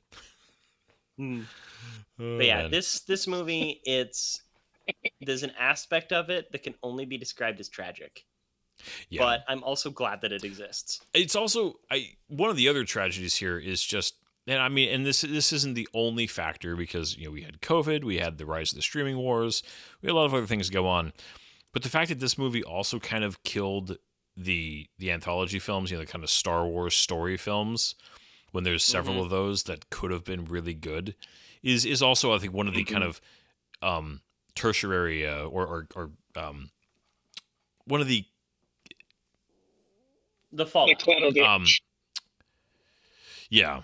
It was a casualty. Sorry, I'm like, my brain did not work there. It just one of the secondary casualties of this film also is just that we ended up having some Disney shows that could have been better films, And it's just unfortunate. I mean, we say that hypothetically, right? We have no idea when they were made. maybe they wouldn't have been, but this movie, I think that its failure was definitely part of that. Although again, COVID and the rise of the streaming wars definitely also played a part. I think that this was the true beginning of the end. You could sit here and say, "Oh no, that was Last Jedi." It's like, no, I think it was this one. I think that this is where a kind of the Last Jedi was a problem that could have been fixed. Yeah, This was a quote unquote failure right on top of Last Jedi, that where it's just like Last Jedi caused them to trip, this caused them to fall on their face. This panicked investors. I think this probably gave Kathleen Kennedy a nervous breakdown. And everything going forward from here needed to be under such tight control and specific circumstances that quality could not actually exist in a creative way. yeah. Well, it's if this movie had hit, and then Rise of Skywalker had actually been good, we would be in a very different Star Wars world right now. Well, I think that Rise of Skywalker would have been very different if this movie had been a hit. Yeah. Well, when was Colin fired? Colin Trevorrow was fired early 2018. Okay, so it was after this. Mhm. Or no, yeah. I know there were Like other during behind the scenes problems, but you know, I know that Disney thought that they were saving Star Wars by bringing JJ back. Nobody bothered to ask him, "Have you ever actually satisfactorily wrapped up any of your mystery boxes, sir?" Since he wouldn't have had a good answer for them. Anyways, oh, sigh. Just as a side note, Zach, did you see that Dan Murrell had a rise and fall of a bad robot? And No. it literally came out like today. I've only watched half of it, but he starts talking. I'm just about to the point where he's talking about just JJ really falling hard with Rise of Skywalker, and just like I said, I think that he was they thought he was a safe bet, but he was the worst person to bring in. But yeah, you're right. This movie definitely spooked some people in positions of power. Yeah, that's the best way to put it. But I still enjoy this movie, and I'm definitely glad this movie exists, even if it you could argue that it had some really negative consequences for Star Wars in general. And it's just like I said, some great Chewie stuff, some great Lando stuff, and some really great music, and there's a lot of positive in this film, despite some issues. I don't know, Pat, you got any kind of closing thoughts? Are Zach and I crazy? No, it's a good movie. I just don't think we needed it I don't think we needed it when we got it. Mm-hmm. I think that's, again, I think if you drop this movie now, it does well. You're probably right. Or better than it would have. And again, the timing of it, kind of being, released on or around other Avenger, other Disney projects that were, I can't, Infinity War. Come on, man. So you're not beating Infinity War. I don't care what movie you are. You're probably not beating Infinity War. Yeah, especially not then. Hype that was. Yeah. No, exactly. Yeah, the and people who were young at that point and weren't around. I think it'll be hard for us to adequately convey to our kids just how big the MCU was there for a couple of years. Like just. What a cultural event that was. Oh yeah. The climax of all that. I would still love to see like a young Lando series with Donald Glover as the lead, and just let him and L3 get into some shenanigans. Like, how does he get the Falcon? Because again, I think we said it well at the beginning. It's not that Han Solo as a character isn't deep. I think he's much more easy to understand than other characters, and so then there's not as much to show. Yeah, And so Yeah. I think there's value, like for one of the reasons I think Andor is so good. There's no Skywalkers in it. There's no it's it the Rebel Alliance is a character. Yeah. We get to see and I know for me, I want more of the stuff that I can see between the lines, like the lines being the big major motion pictures. Like I want to see more stuff in the middle, because I think it's really fun when they tie it in well. I think Maul Shadow Lord. So far, I'm enjoying it because it's fitting well so far. Yeah. Yeah, I think that this would have been the proper time for actually an Obi-Wan show, or movie, because they had written this whole thing. They were trying to get it into production. It eventually became the TV show, and this would have been the time for it. Nobody wanted this movie, and because I heard so many people sit there and say, "Oh no, obviously they did because this is what George Lucas was going to be making." That didn't mean that George Lucas was right. Nobody wanted a young Han Solo movie. Well, and the fact that he was developing it didn't mean that it, should have come next. I mean, because again, from everything that I read, this was one of 9 potential films that he had been kind of starting to dabble in, ideas for before he sold it. So it's not like this was the one that he was doing. It just happened to be the one that Disney was like, oh, let's go ahead and try that one. So even that argument to me wouldn't work if somebody tried to say this is what George wanted to do, because no, this was just one of many ideas that George was tinkering with before he sold it. Bingo. Anyways, but hey, I think it's about time to wrap it up. Yep. I have to use the bathroom. Patrick, we've missed having you around. We really have, but it was fun to have you. Star Wars. Yeah. I'll try to be around for some other stuff this year, but this year's kind of busy. Well, at the very least, we can look forward to see what we can do. At the very least, we look for you next April, right, when we do the original trilogy. Oh, absolutely. Yeah. I'm in. All right. This episode should be releasing right around May the 4th, so I'll just sign off myself by saying, May the 4th be with you. Have a good one. And also with you. Good night, everybody. Good night. There's doors and corners, kid. If you don't clear the room, if you don't come in slow, that room will eat you.